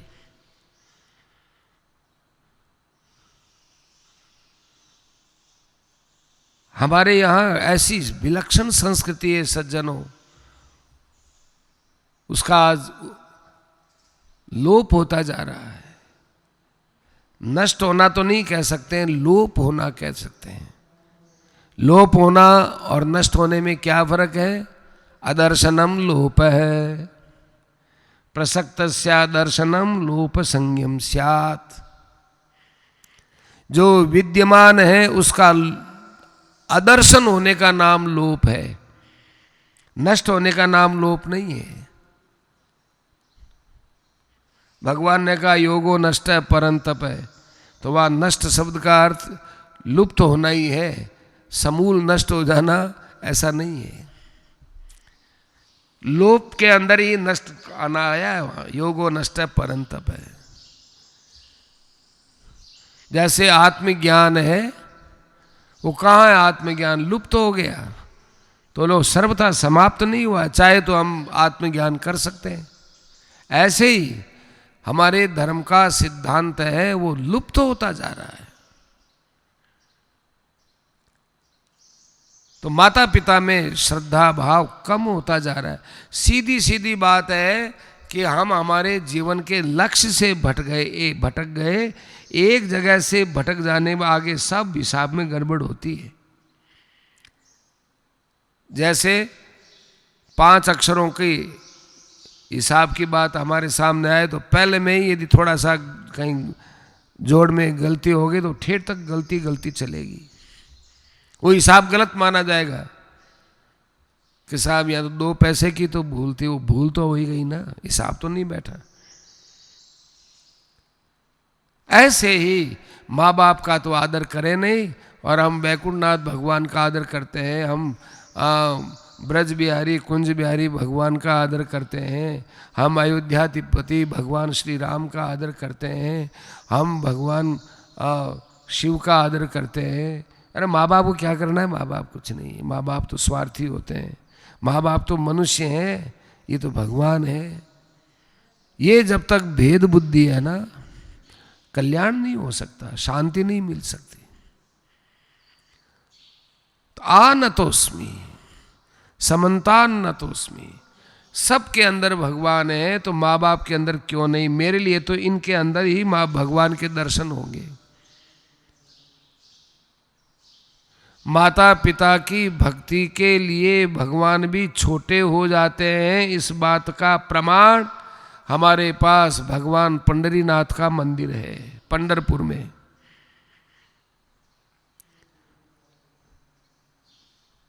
पंढरीनाथ बाप की सेवा करता, माँ की सेवा करता, चरण दबाता था, माँ आदि के पिता आदि के सोने के बाद सोता था, जगने से पहले जगता था, सेवा करता था, तो भगवान सेवा से खुश हो गए। एक दिन वो माँ की सेवा कर रहा था, पिता के चरण दबा रहा था, इतने में ही भगवान आए, कहा कि अरे मैं आया हूँ रे पंढरीनाथ, मैं आया हूँ रे। तो कहा कि वो ईंट फेंक दी कि इस ईंट पर खड़े हो जाओ, अभी मैं ये सो जाएंगे, उसके बाद बात करो। अरे मैं भगवान हूँ। तो ठीक है, भगवान है तो मैं आपको नमस्कार करता हूँ, पहले माँ बाप की सेवा तो पहले करूँगा ना। तो भगवान खुश हो गए कि अच्छा अब तो हम ईंट पर ही रहेंगे। आज पंढरीनाथ भगवान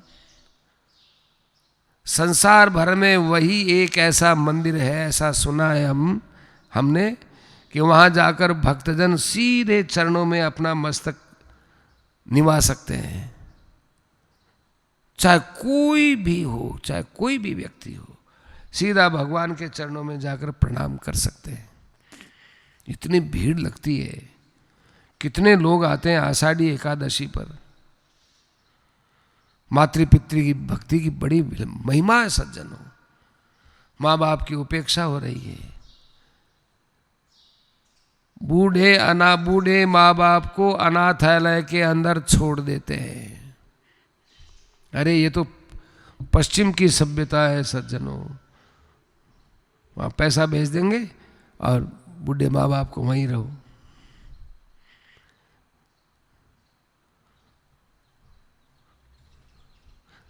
अस्तु तावत् तम सर्वभूत हृदयम आनतोस्मि। अब देखो सत्संग की बात कहते हैं। नैमिषे सूतम आसीनम अभिवाद्य महामतिम कथा मृत रसास्वाद कुशल शौनको ब्रवीत।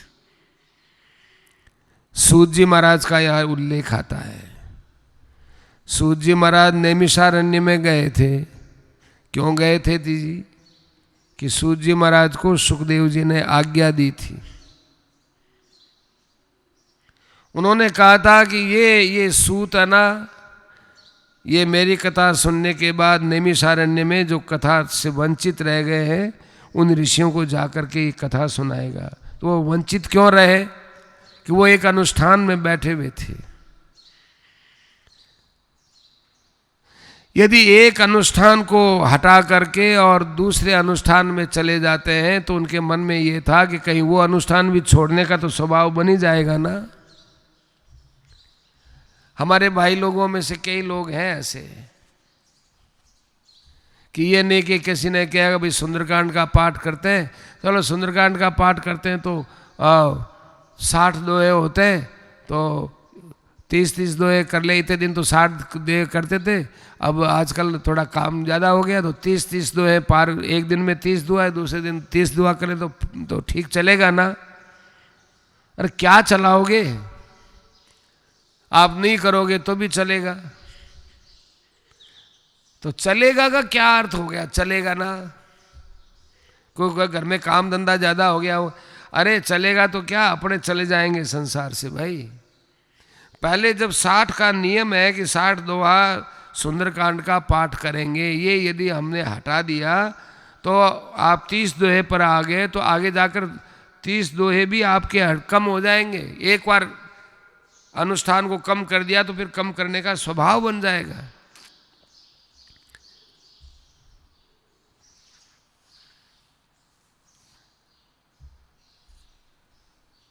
इसलिए अनुष्ठान जो प्रारंभ किया है उसका समापन नहीं करना चाहिए, बीच में छोड़ना नहीं चाहिए। समापन का अर्थ बीच में छोड़ दिया, कम कर दिया, ज़्यादा कर दिया, मर जाओ जैसा, ऐसे नहीं होना चाहिए।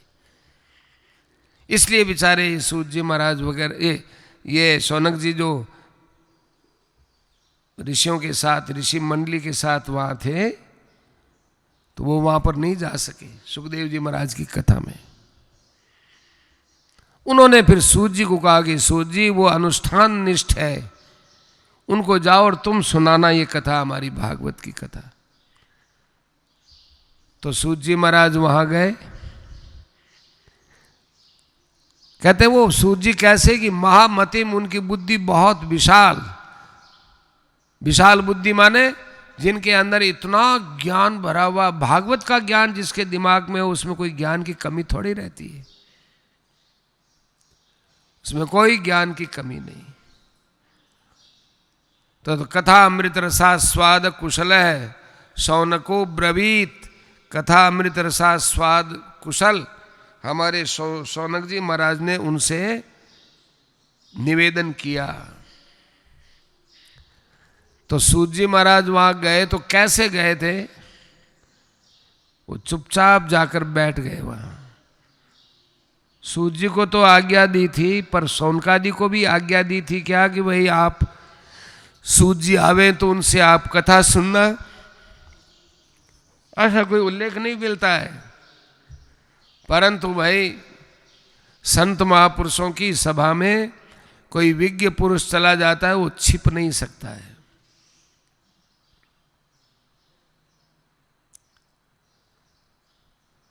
एक महापुरुष थे तो वो गृहस्थी, वो अहमदाबाद में एक बहुत बड़ा संत सम्मेलन हुआ था।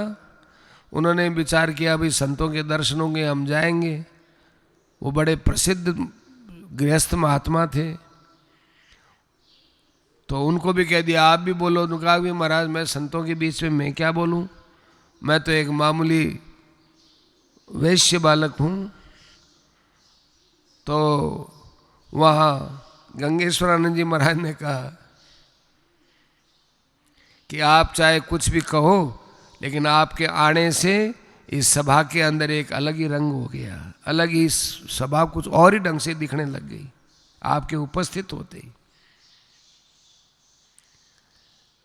संत की पहचान जैसे सिंह की दहाड़ छिप नहीं सकती है, ऐसे ही संत का बाह्य स्वरूप भी इतना विलक्षण होता है कि उसको देख करके लोग पहचान लेते हैं।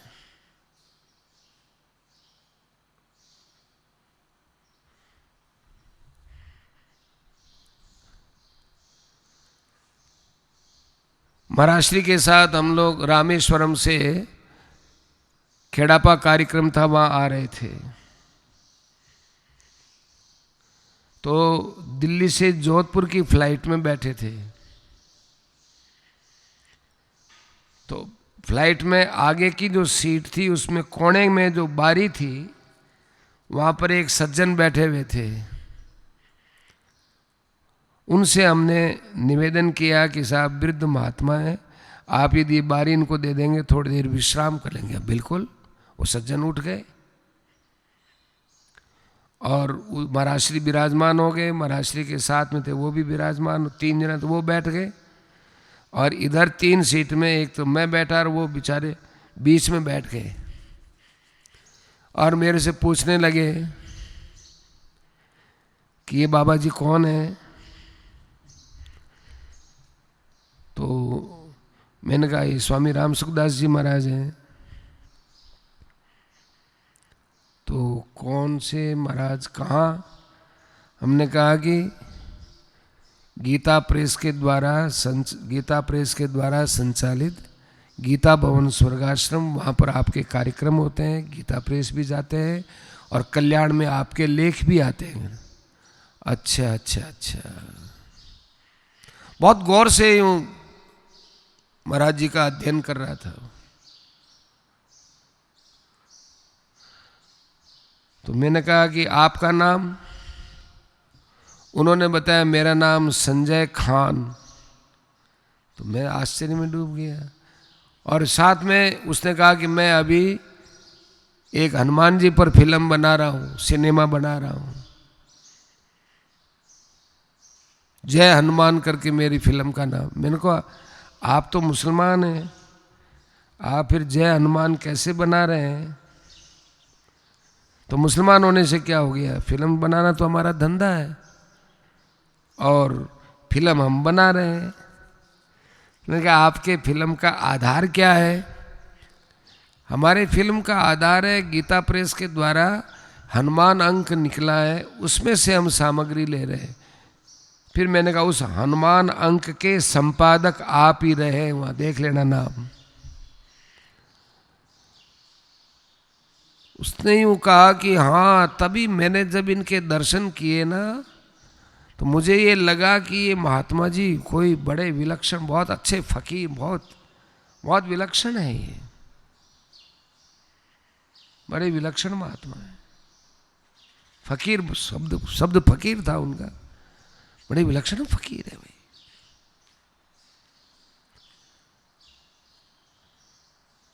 क्योंकि आपका तो कोई कि भाई ऐसे ही यूं मेरे हृदय पर कुछ ऐसी छाप जम गई। अब वो शब्द तो क्या बोले बेचारे, उनके पास वो शब्द तो थे नहीं, लेकिन ऐसे जिनके पास शब्द चयन नहीं हो पाता लेकिन जो बोलते हैं तो वो प्रभावी बोलते हैं वो। तो वो दृश्य अभी तक ये है, कोई 94 की बात है, ये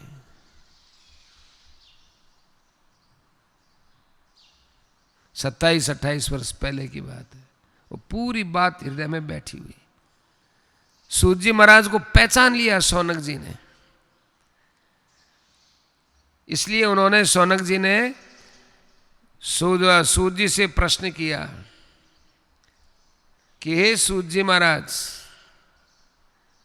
आप तो अज्ञान रूपी अंधकार को दूर करने में करोड़ों करोड़ों सूर्य के समान हैं। अर्थात आप एक ऐसे सूर्य हैं कि वहाँ कभी अब करोड़ सूर्य हो जाए, एक सूर्य से ही अंधकार नहीं रहता, तो करोड़ों सूर्य हो जाए तो अंधकार का नामो निशान ही न रहे। तो आपका ज्ञान है, देखो हमारे यहाँ ज्ञान को प्रकाश माना गया है, ज्ञान का रंग सफेद माना गया है। अलग अलग रंग क्या अलग अलग है भाव। पीत वर्ण होता है वो ब्रह्मचर्य का स्वरूप होता है, इसलिए हमारे ऋषि कुलों में ब्रह्मचारियों को पीले वस्त्र पहनाते थे और साधु संतों का जो स्वरूप होता था वो वैराग्य रूप, वे गेरुआ वस्त्र पहनते थे। सफेद रंग होता है वो ज्ञान का रंग होता है, प्रकाश का रंग होता है।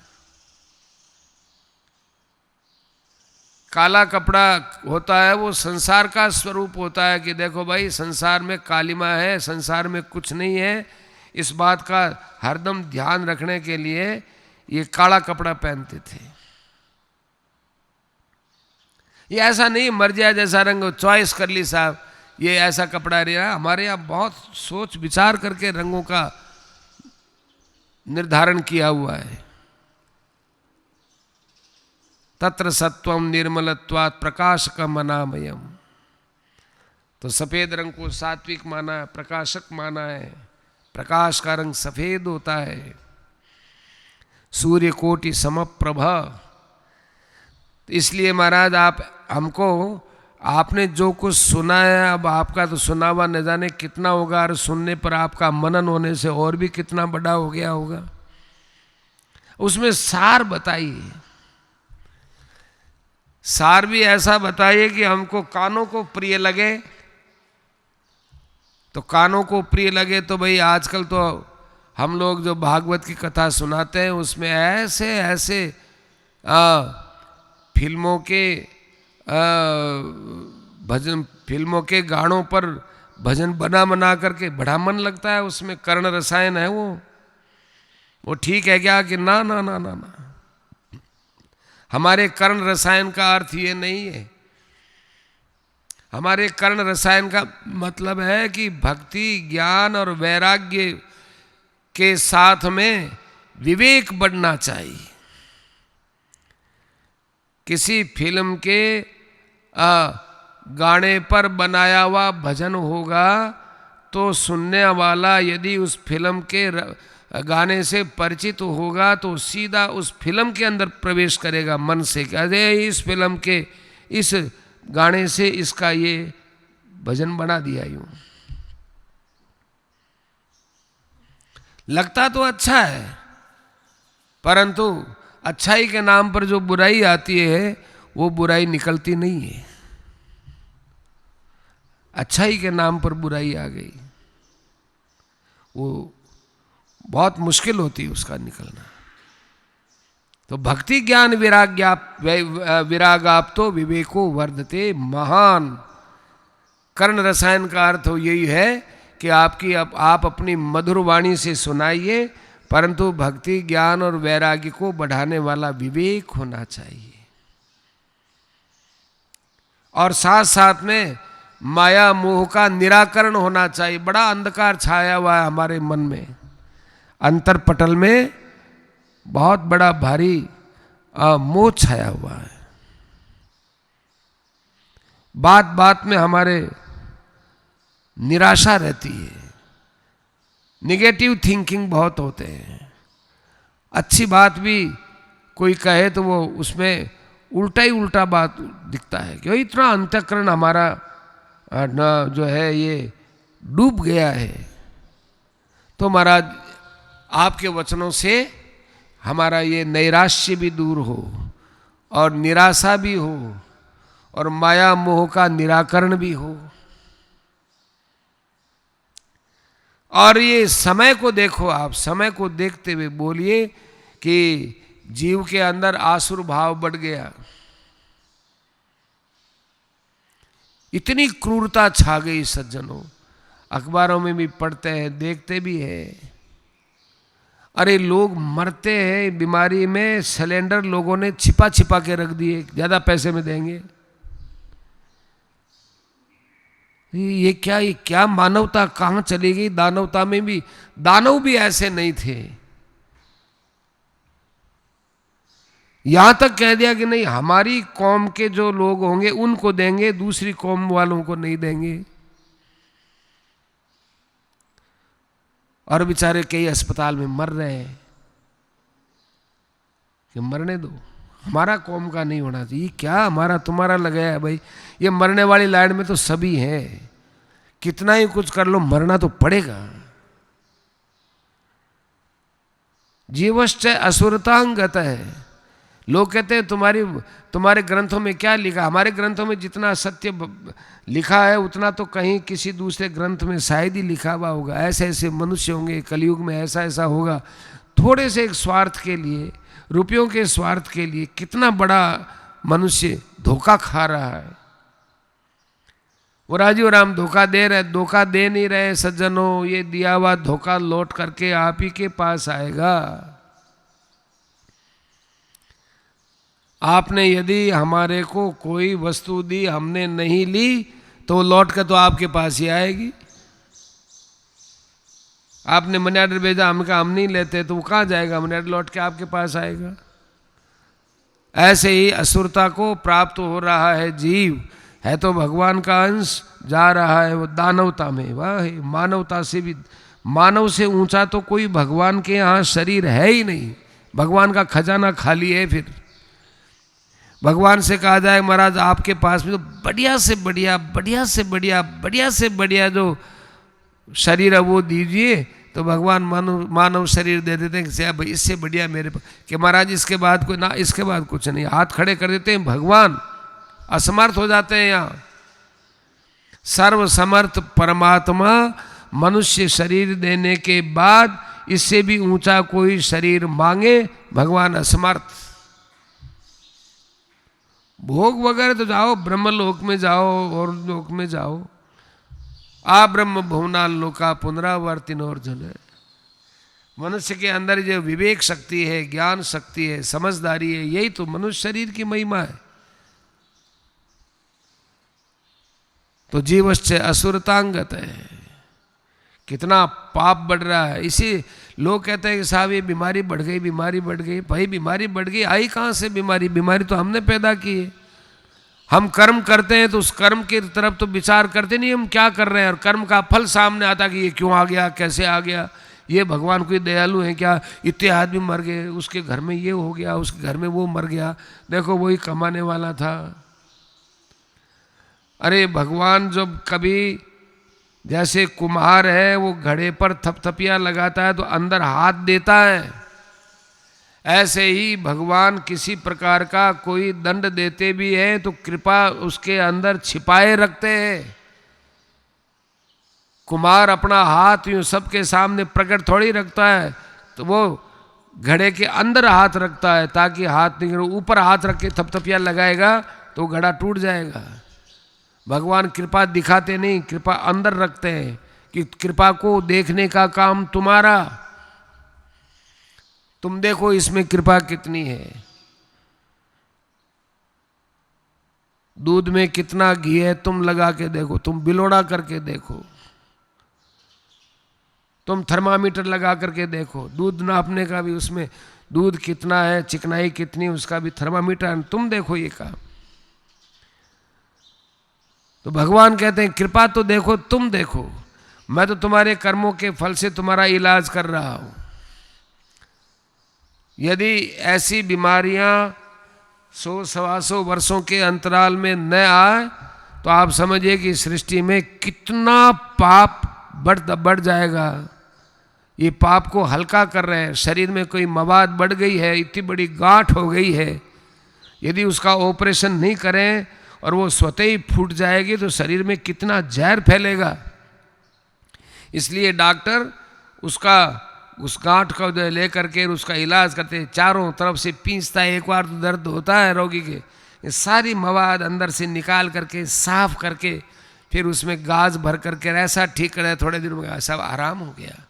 तो चीख रहा था रे, तो भाई वो तो मेरी मूर्खता थी, लेकिन वो मवाद निकल करके मेरा तो सब गुमड़ा साफ हो गया। इतना बड़ा गुमड़ा था, इतना सारा मवाद निकला, सब की सफाई हो गई। ऐसे ही सज्जनों, भगवान हमारे सृष्टि में होने वाले अन्याय रूपी मवाद को निकाल रहे हैं ऐसी बीमारियों से। भगवान के विधान के अंदर कभी भी दयालुता की कमी नहीं रहती। लोग कहते हैं ये तो असमर्थ लोगों की बातें हैं, तो फिर लगा लो सामर्थ्य भाई। यदि असमर्थ लोगों की बातें हैं, कायर पुरुषों की बातें हैं, तो आप अपनी बहादुरी लगा लो। कौन मना करता है? कोई मनाही नहीं है, लगा लो। जहां सावधान रहने की बात है वहां तो रहते नहीं, मर्जी आए जैसा करेंगे। तो जब आप अपनी मर्जी करते हैं, हम हमारी मर्जी करते हैं, तो भगवान कहते हैं भैया आप तो फिर मैं भी मेरी मर्जी करूंगा। बच्चा है वो चक्कू को पकड़ने के लिए लालायित होता है, रोता है, पर माँ कितना ही रोए बच्चा, लेकिन माँ परवाह नहीं करती। उसके पास यदि चक्कू है, चक्कू को फेंक देगी दूर, या उसके हाथ में चक्कू का छीन लेगी। क्या पता बच्चा यूं करते कि चक्कू को मुंह में डाल ले, हाथ में रख ले तो हाथ काट ले, कोई आंख में लगा ले, क्या कर ले बच्चा उससे। ऐसे ही इन अनुकूलता के वातावरण में रहते रहते हम इतने बिगड़ेल हो गए कि भगवान में श्रद्धा नहीं, भगवान के अस्तित्व में हम श्रद्धा नहीं करते। इतने बिगड़ेल हो गए, रात दिन भोग ही भोग पदार्थों में, धन आदि के कमाने में। धन क्या कमाए? संख्या बढ़ाने में। संख्या बढ़ाने में हम लोग लग गए कि इतना रुपया मेरा, इतना रुपया, इतना रुपया और इतना रुपया, इतना रुपया, जी रे मर जाएंगे अल्लू। बड़े सावधान कर रहे हैं भगवान। क्लेशाक्रांतस्य तस्यैव शोधने किम कारणम। महाराज इतने बड़े क्लेश के अंदर डूबा हुआ प्राणी है, इसका कोई उपाय है कि इसका शोधन कैसे किया जाए? इसका उपाय तो महाराज महापुरुष ही बता सकते हैं। प्रयच्छति गुरु प्रीतो वैकुंठम प्रिय योगी दुर्लभम। जब संत महापुरुष गुरुजन ये जब प्रसन्न होते हैं, तब योगी दुर्लभ वैकुंठ का दर्शन करा देते हैं, असीम परम तत्व का ज्ञान करा देते हैं। महाराज आप ऐसा कीजिए, हम लोगों के कल्याण के लिए ये बात कह रहे हैं। सूत जी महाराज कहते हैं कि भाई मैं बहुत प्रसन्न हुआ हूं तुम्हारी इस सद्भावना से। तुमने कहीं पर भी ऐसा नहीं कहा कि आप मेरी मुक्ति के लिए कोई उपाय बताओ, मुझे कैसे भगवान की प्राप्ति हो ऐसा बताओ। ऐसा तुमने नहीं पूछा है, तुमने लोक कल्याण के लिए पूछा है, और उन लोगों के लिए जो बेचारे संसार में तड़फ रहे हैं। ये संसार में दुखी होना कैसे है सज्जनों? जैसे एक छोटा बच्चा है, अंधेरे के अंदर किसी वृक्ष को देखता है तो वो डर जाता है कि अरे ये तो भूत आ गया, भूत। वृक्ष को छांग दिया जाए तो इसका हिलना डुलना दिखेगा नहीं, वो रहेगा उसके, अरे भूत आ गया, भूत आ गया, भूत आ गया। तो वहां समझदार है कि नहीं नहीं भूत नहीं है बेटा, ये तो वृक्ष है, देख ये भूत नहीं है, देख बैटरी करके बता दी, देख ये तो वृक्ष है। ओह वृक्ष है। तो जैसे वो बच्चा अपनी कल्पना में एक भूत की कल्पना करके उसमें दुख उठा रहा था, ऐसे ही संसार में दुख की सृष्टि जीव खुद बनाता है। भगवान के यहां तो दुख होता ही नहीं। प्रभु मूर्ति कृपामयी है। भगवान को सच्चिदानंद कंद बोलते हैं। भगवान को कभी सतचित दुखानंद दुख कंद बोलते हैं क्या? दुख कंद है भगवान। भगवान को आनंद कंद बोलते हैं, दुख कंद है। नाम तो नहीं दिया, लेकिन लोग आगे भगवान दुख दे दियो, भगवान यूं कर दियो, भगवान यहां नहीं करते तो यूं रहतो, भगवान ने यूं कर दियो। हम तुम्हारे इस बात से बहुत खुश हुए, प्रीत है। शौनिक चित्ते थे, मैं बहुत प्रसन्न होकर के तुम्हारे चित्त में जो ये प्रश्न उठे हैं, बहुत प्रसन्न हुआ हूं कि ये मानव मात्र के कल्याण के लिए है। और ऐसे समय में ये बात उठी तुम्हारे, तो तुमने सब बातें एक साथ कहे कि सबको संतोष भी होना चाहिए, सबका भय भी दूर होना चाहिए, भगवान के लिए भी प्रसन्नता हो कि भाई ये काम हो रहा है, बड़ा अच्छा है। देखो भाई, और सब प्रकार से तो कई बातें हैं जो कहाँ तक कहें, लेकिन ये जो वर्तमान में जो समय चल रहा है, ये वास्तव में भगवान को याद करने का बहुत अच्छा समय है। जैसे कभी अध्यापक बच्चे को झिड़क करके कह देता है कि नहीं खेल कूद बंद कर, पढ़ यहाँ बैठ पढ़ यहाँ, या तो कुछ करता नहीं है, खेल कूद बैठ जाए यहाँ चुपचाप। तो बच्चा रोते रोते बैठ भी जाता है, लेकिन पढ़ लेता है वो। अब वो खेल कूद में क्या थोड़ी देर खेल कूद काम आएगा। ऐसे ही सज्जनों, अभी कह दिया दुकान उकान सब बंद करो, हट, क्या है तुम धन कमाने में लगे हो, हरदम हाई कमाई जीवन भर में ये क्या, बैठ जाओ चुपचाप मेरा भजन करो। तो ये भगवान की कृपा नहीं तो क्या है सज्जनों, ये क्या है, ये बैठ जाओ भगवान को मेरा भजन करो। चलता भी नहीं बस।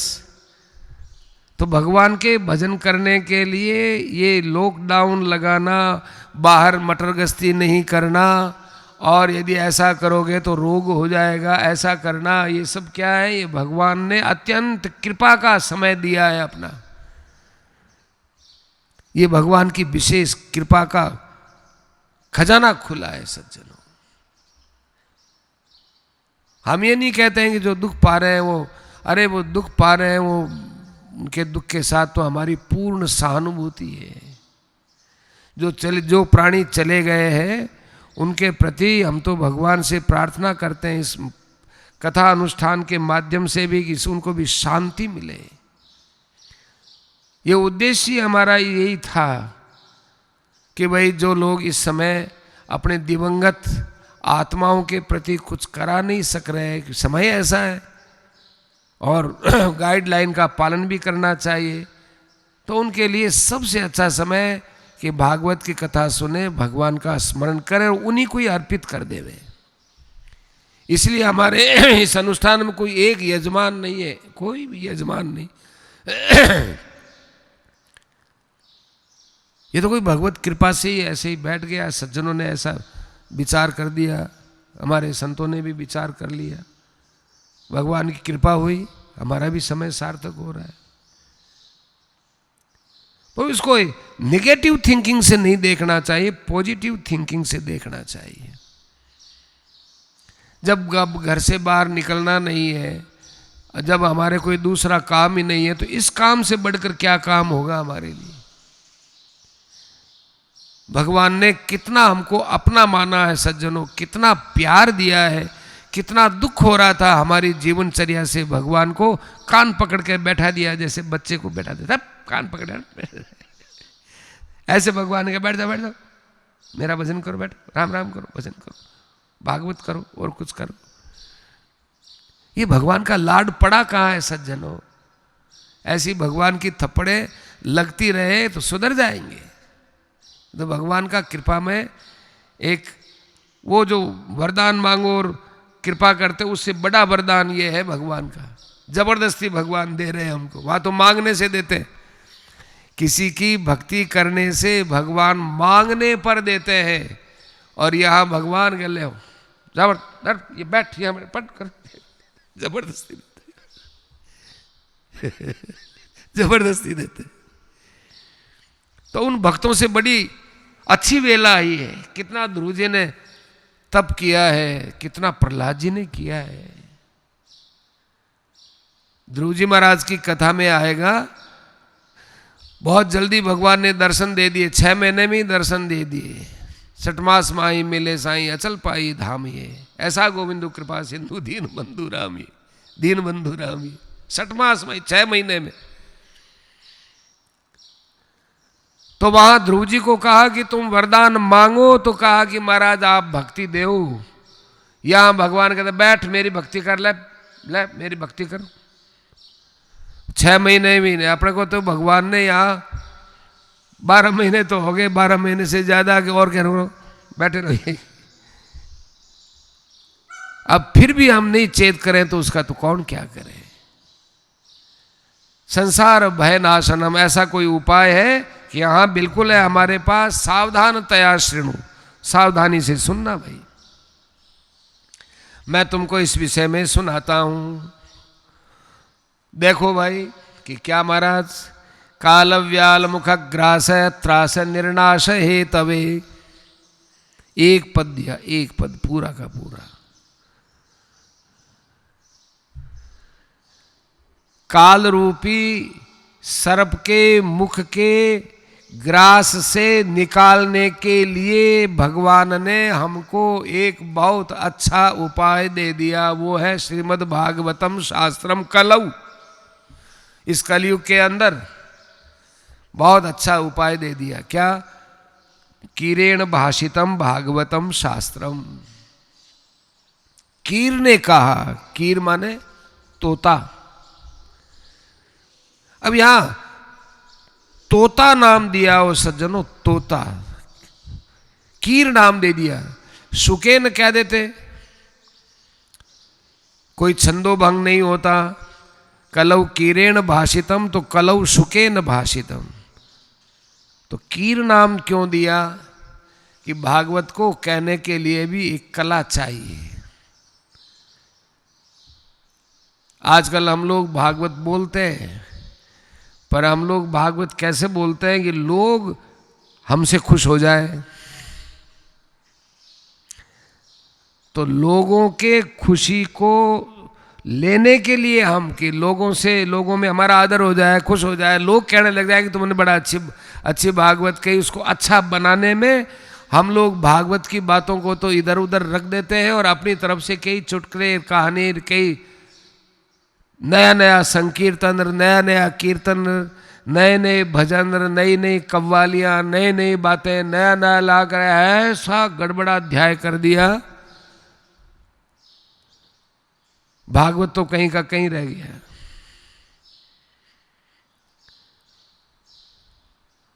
कई प्रकार के जिहाद हम सुनते हैं, लव जिहाद, फलाना जिहाद, ये जिहाद।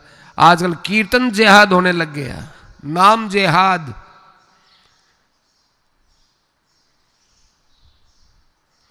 ये क्या हो रहा है भाई? कितना हम लोग जिहादियों के पीछे पीछे दौड़ेंगे। हरि बोल की जगह और ही कुछ अली बोला। बाप भारी अन्याय हो गया।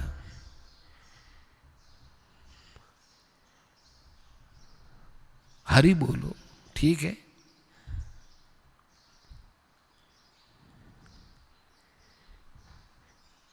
अस्तु तावत। तो कलौ कीरेण भाषितम माने भागवत को कहो जो भागवत के अंदर लिखा हुआ है। हां, भागवत में लिखे हुए को स्पष्ट करने के लिए कहीं कोई सामान्य उदाहरण वगैरह देवे तो वहां तक तो चलेगा, लेकिन उस विषय को एकदम छुए ही नहीं, उसका पटाक्षेप कर दे और नए ढंग से लोगों के अंदर अपनी प्रसिद्धि फैलाने के लिए और लोगों से कुछ द्रव्य आदि की प्राप्ति के लिए, लोगों से कोई न कोई स्वार्थ सिद्धि के लिए हम तरह तरह के उसके अंदर आख्यान उपाख्यान जोड़ देवे, हंसी मजाक जोड़ देवे। ये सूत जी को भी पसंद नहीं, सुखदेव जी को भी पसंद नहीं। सुखदेव जी ने कहीं पर भी राजा परीक्षित को पटाने के लिए कुछ नहीं कहा है। हम आपको बताएंगे कि भागवत को कैसे कैसे किस प्रकार से वक्ताओं ने कहा है और किस भाव में कहा है। पर इतने से भी समझना, कलौ कीरेण भाषितम, तोता है, उसको जितना आप रटाओगे उतना ही बोलेगा, उससे ज्यादा कम नहीं बोलेगा। तोते को जितने शब्द आप देंगे उतने को ही बोलेगा।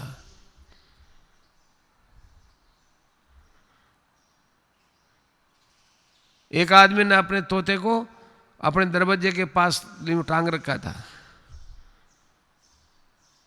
अब वो तोते को कहा, किसी भी आदमी को देखो तो कौन आयो, कौन आयो, कौन आयो, कौन आयो, ऐसे वो बोलता ही रहता था।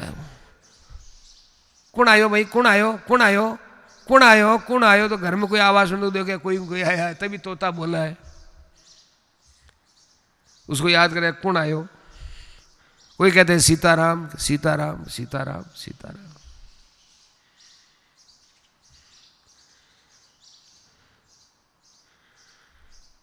एक बाबा जी के पास में एक तोता लेकर के आया कि महाराज ये दो तोता है।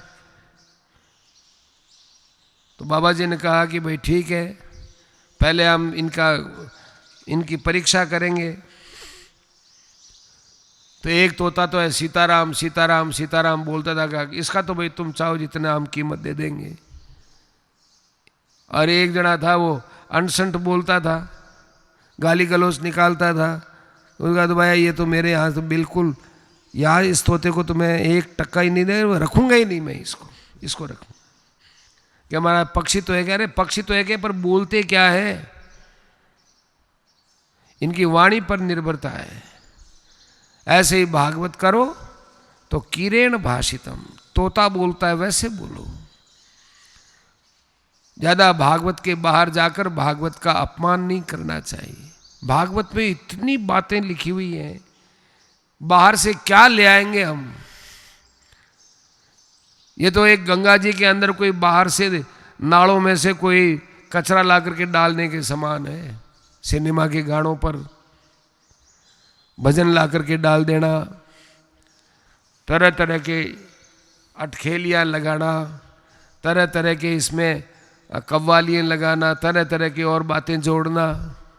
ये तो कोई गंगा जी का अच्छा प्रवाह हो, उसमें ला के कूड़ा कचरा डालने के समान है। लोग तो गंगा जल को ले जा करके अपने घरों में रखते हैं कि भाई रोज आचमन ले, और कोई इधर नदी नालों का नल ला करके कचरा ला करके वो ला करके गंगा जी में डालें, उसके समान है सज्जनों। भागवत एक निर्मल गंगा का कलकल करता हुआ प्रवाह है। इस प्रवाह में ये जागतिक बातें, विषय विलास, भोग विलास की बातें, इसमें नाचाना गाना ये वो विलासिता, ये बिल्कुल कूड़ा कचरा है। इसको बिल्कुल इसमें आना ही नहीं देना चाहिए। ये तो गंगा की धारा है, गंगा की धारा है। गंगा का आचमन लो, गंगा का पूजन करो। और गंगा जी में स्नान भी करना हो तो पहले अपने गंगा जी से बाहर स्नान करके फिर गंगा जी में स्नान करना चाहिए। स्नान बुद्धि से स्नान नहीं कि भाई सुबह का स्नान है वो हमने किया नहीं था, गंगा जी में जाकर के नहाएंगे। नहीं, पहले घर में नहाओ, उसके बाद गंगा जी में नहाओ। कहे माने सी घणो लागे तो भाई गंगा जी को मातम भी लेना चाहो और वो भी करना चाहो तो गंगा जी कद कहे घणो सी लागे, थोड़ा गंगा जी रो आचमन कर लो, प्रणाम कर लो, जरूरी है। मनमाने ढंग से आचरण करते, मनमाने ढंग से लाभ भी लेना चाहते हैं। ये श्रीमद् भागवतम शास्त्रम कलौ कीरेण भाषितम, ये कलयुग के अंदर तोते ने जिस प्रकार से भागवत शास्त्र को कहा है उस विधि से करना चाहिए। इससे बढ़कर और कोई दूसरा शुद्धि का उपाय नहीं है। देखो उस जमाने में कही ये बात 5000 वर्ष पहले की बातें हैं। उस जमाने में सूर्य महाराज ने कहा है कि कोई किसी जन्म के न जाने कितने कितने जन्मों का पुण्योदय एक साथ उदित होता है, तब ये भागवत शास्त्र अपने को सुनने को मिलता है। दोनों ही बातें हैं भाई। जन्मांतरे भवेत पुण्यम तदा भागवतम लभेत। भागवत को भागवत के द्वारा ही सुनना चाहिए। बड़ा गहरा अनुप्रास है ये। भागवत को भागवत के द्वारा ही सुनना चाहिए। कि भागवत को भागवत के द्वारा, कि हाँ यम का अलंकार, ये यमक अलंकार है। यमक अलंकार का अर्थ कि 100 अक्षर फिर फिरे, अर्थ और ही और। एक ही शब्द 2 बार बोला जाए पर एक में तो और अर्थ निकले, एक में और अर्थ निकले। तो भागवत सुनना हो तो भागवत के द्वारा सुने, अर्थात भागवत शास्त्र को सुनना है तो कोई भगवान का भक्त होता है, वो भी भागवत कहलाता है, तो भगवान के भक्त के द्वारा सुनना चाहिए। तो जन्मांतरे भवेत पुण्यम, न जाने कितने जन्मों का कोई पुण्योदय होता है तब ये भागवत मिलता है और भागवत के मुख से भागवत शास्त्र सुनने को मिलता है। ये दोनों प्रकार का अर्थ हो जाएगा। जन्मांतरे भवेत पुण्यम तदा भागवतम लभेत। परीक्षित के पास में सुखदेव जी महाराज आ गए थे। अब देखो परीक्षा हो रही है यहाँ, बहुत सुंदर प्रसंग दिया है यहाँ। बिचारों ने कहा नहीं था शौनक जी ने कि भागवत सुनाओ कि किसने ऐसा है, कुछ नहीं। उनका कि महाराज हमारा तो कल्याण हो, ऐसा बताओ, भक्ति बढ़े, वैराग्य बढ़े, ज्ञान बढ़े, ऐसा आप हमको उपदेश दो। उन बेचारों ने सीधी सीधी बात की। उन्होंने कहा कि परीक्षित के पास सुखदेव जी आए। सभा के अंदर जब सुखदेव जी महाराज आए तो वहां देवताओं में खलबली मची। देवताओं ने देखा कि ये देखो, हमने बड़ा मुश्किल से अमृत प्राप्त किया है। जो अमृत का छलका हमारे भारतवर्ष में 4 जगह पड़ा है, 2 शैव स्थानों में और 2 वैष्णव स्थानों में। प्रयागराज यह है वैष्णव स्थान, हरिद्वार यह है वैष्णव स्थान, और त्र्यंबकेश्वर नासिक और उज्जैन ये 2 है शैव स्थान। 4 जगह पर अमृत का कलशा हुआ। अमृत का कलशे में कुछ छलका। देवता लोग अमृत पीते ही रहते हैं। अपने यहाँ जैसे कुंड में, बावड़ियों में पानी रहता है, ऐसे देवताओं के यहाँ तो अमृत का भरा हुआ ही कलशा, उसको पीते रहते हैं। तो देवताओं ने देखा कि अरे परीक्षित को तो जीने से, ये मृत्यु से डरा हुआ, जीने का लालच है, इसको मृत्यु का भय है और जीने का लालच है। ये तो एक बीमारी साहब हम सब लोगों में है, मृत्यु से भयभीत होना और मृत्यु से भयभीत होना और जीने की लालसा रखना। संतों ने इसको बड़ा अच्छे ढंग से कहा, मृत्यु से भय और जीने का लालच। सब लालचों में ये लालच सबसे बड़ा लालच होता है। धन आदि का लालच भी जीने की जो लालसा है, जीने का जो लालच है, ये सबसे बड़ा लालच। और भय में सबसे बड़ा भय है मृत्यु का भय। मृत्यु का भय सबसे बड़ा। तो सुधा कुंभम, तो वो अमृत का कलशा लेकर के आएगी। परीक्षित को तो दे देंगे कलशा, सुखदेव जी को कह देंगे महाराज आप इसको कथा रूपी अमृत पिला रहे थे ना, अब आप वो तो हमको पिला दो और ये परीक्षित को ये दे दो, ये शरीर से जीता रहेगा। बेचारे परीक्षित की 2 बार परीक्षा हुई है सज्जनों। एक बार तो सुखदेव जी के सामने हुई और एक बार सुखदेव जी के जाने के बाद हुई। जब तक्षक नाग डसता है तो कश्यप ऋषि जी आते हैं और वो बड़ा भारी औषध का संग्रह लेकर आते हैं कि मैं राजा को जीवित कर दूंगा, नाग का जहर उतार दूंगा, तक्षक का जहर। तो परीक्षित जी जाएगा, लेकिन वहां तक्षक ने मना कर दिया कि महाराज ऐसा मत करना। परीक्षित जैसी मृत्यु तो दुनिया में सब लालसा करेंगे। यदि आप परीक्षित को जिला देंगे तो सब लोग भागवत के प्रति अश्रद्धा करने लग जाएंगे, क्योंकि सब लोग तो जीवित हो नहीं सकेंगे, सबके पास आप पहुंच नहीं पाओगे। तो लोग कहेंगे कि भागवत तो एक ऐसा ग्रंथ है कि जो भाई धोखा देता है। सुखदेव जी तो कह गए, परीक्षित को वो जो सुना दिया और उसने वापिस जीवन प्राप्त कर लिया। तो जीने के प्रति लालसा तो यही है, जीने का लालच तो ये, और लालच बढ़ेगा लोगों में। और जब वो लालच पूरा नहीं होगा तो भागवत में श्रद्धा घट जाएगी, अनर्थ हो जाएगा सृष्टि में, भागवत का महात्म्य समाप्त हो जाएगा। इसलिए उन ऋषियों ने, उन कश्यप जी को तक्षक ने मना कर दिया। ये तो है लास्ट की बात। और ये प्रारंभ के अंदर सुखदेव जी के पास में आए कि महाराज ये अमृत का कलशा है और ये अमृत का कलशा तो आप इनको दे दो और ये कथा रूपी अमृत हमको पिला दो। देखो यह बहुत अच्छा शब्द दिया, एवं विनिमय जाते। विनिमय बोलते हैं व्यापारिक पद्धति को अपनाना। व्यापारी हमसे पैसा लेता है और अपने को वस्तु देता है। अब ये है, अब ये हमको दे देगा तो हमसे पैसा ले लेगा। वो हमको ऐसे थोड़ी दे रहा है, इसके बदले में पैसा ले रहा है। और पैसा भी क्या है, जितना लेता है पैसा, जितने पैसे में उसके पास आया उतने में नहीं देता हमको, थोड़ा पैसा ज़्यादा लेता है, नहीं तो अपना गुजारा कैसे करेगा। तो जितना हमसे लेता है उससे कम कीमत में देता है। ऐसे ही अमृत का कलशा लेकर आए, अमृत दे रहे हैं, उससे ज्यादा कीमती कथा रूपी अमृत है। तव कथा अमृतम, ये अमृत है, अमृत। इससे ऊंचा कोई अमृत है ही नहीं संसार में। ऐसा वो व्यापार का विनिमय करने वाला था। सुखदेव जी महाराज ने कहा, अरे राम राम राम राम, क्या देवताओं की भोग वृत्ति रही है। क्व सुधार क्व कथा, कहाँ तो ये अमृत का कलशा और कहाँ ये कथा के अमृत।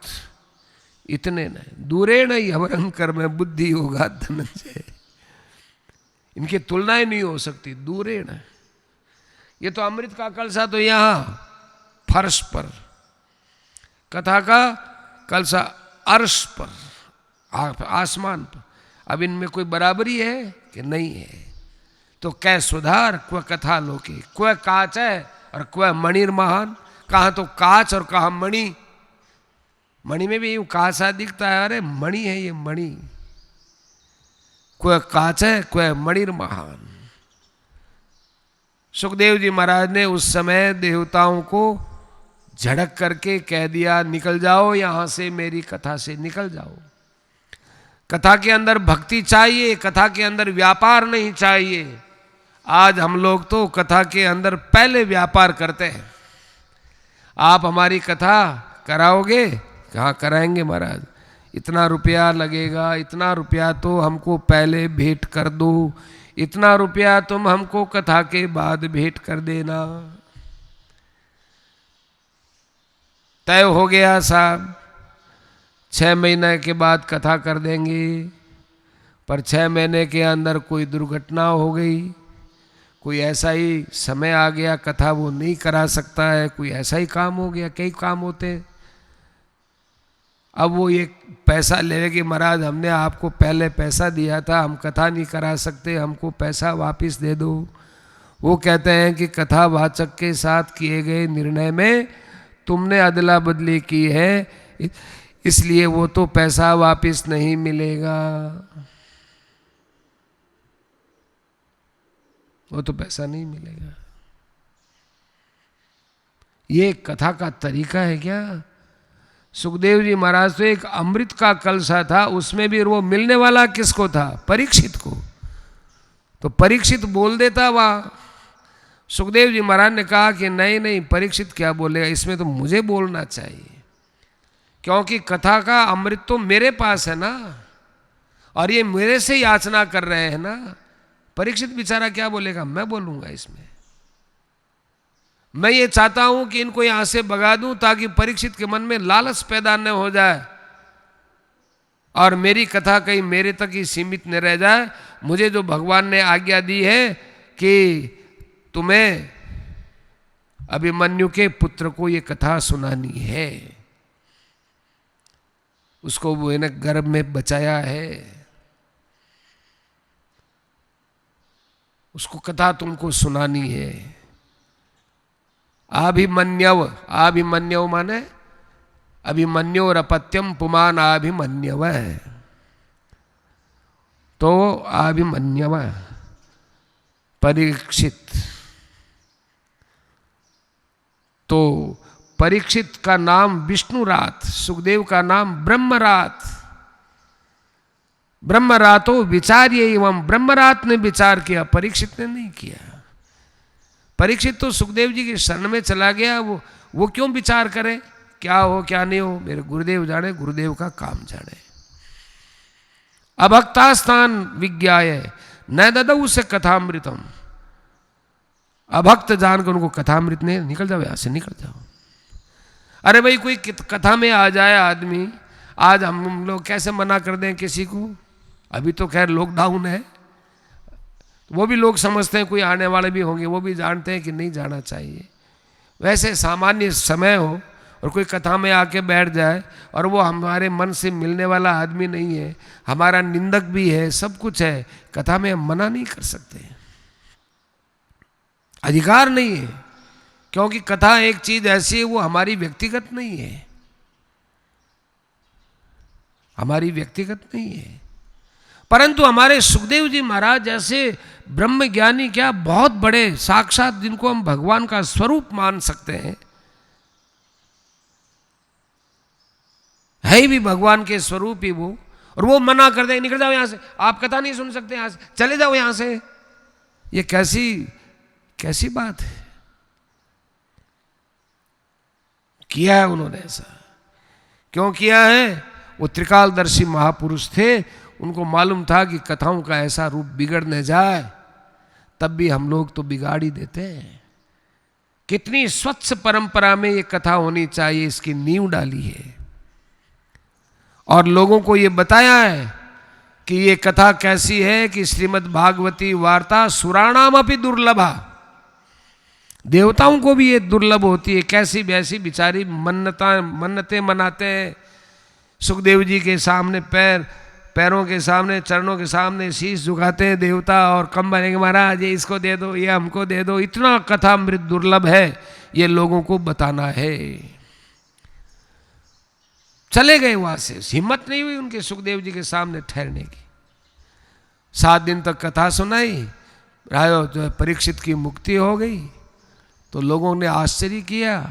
ब्रह्मलोक में रहने वाले सब भक्तजन थे, सब ने वहाँ एक तरह से हड़ताल सी मचा दी कि क्या हो रहा है महाराज, हम तो जन्म जन्मांतर लगाए, हमारा तो कल्याण नहीं हुआ, और एक राजा ने सब कुछ त्याग करके 7 दिन के अंदर कथा सुनी एक 16 वर्ष के बच्चे से, और उसका कल्याण हो गया, ये क्या हो रहा है? विधाता ने कहा कि भाई मेरे तो खुद की ही समझ में नहीं आता है। तो क्या अनुष्ठान किया है कि चलो बता देते हैं। अनुष्ठान तो उन्होंने भगवान का ही किया है, भगवान की कथा सुनी है। तो भाई एक तरफ तुम्हारी तपस्या है, सत्यवादिता है, तुम्हारा शील स्वभाव वगैरह सब है, एक तरफ तो ये रख दिया, और एक तरफ श्रद्धा भाव से सुनी हुई कथा रख दी हूँ।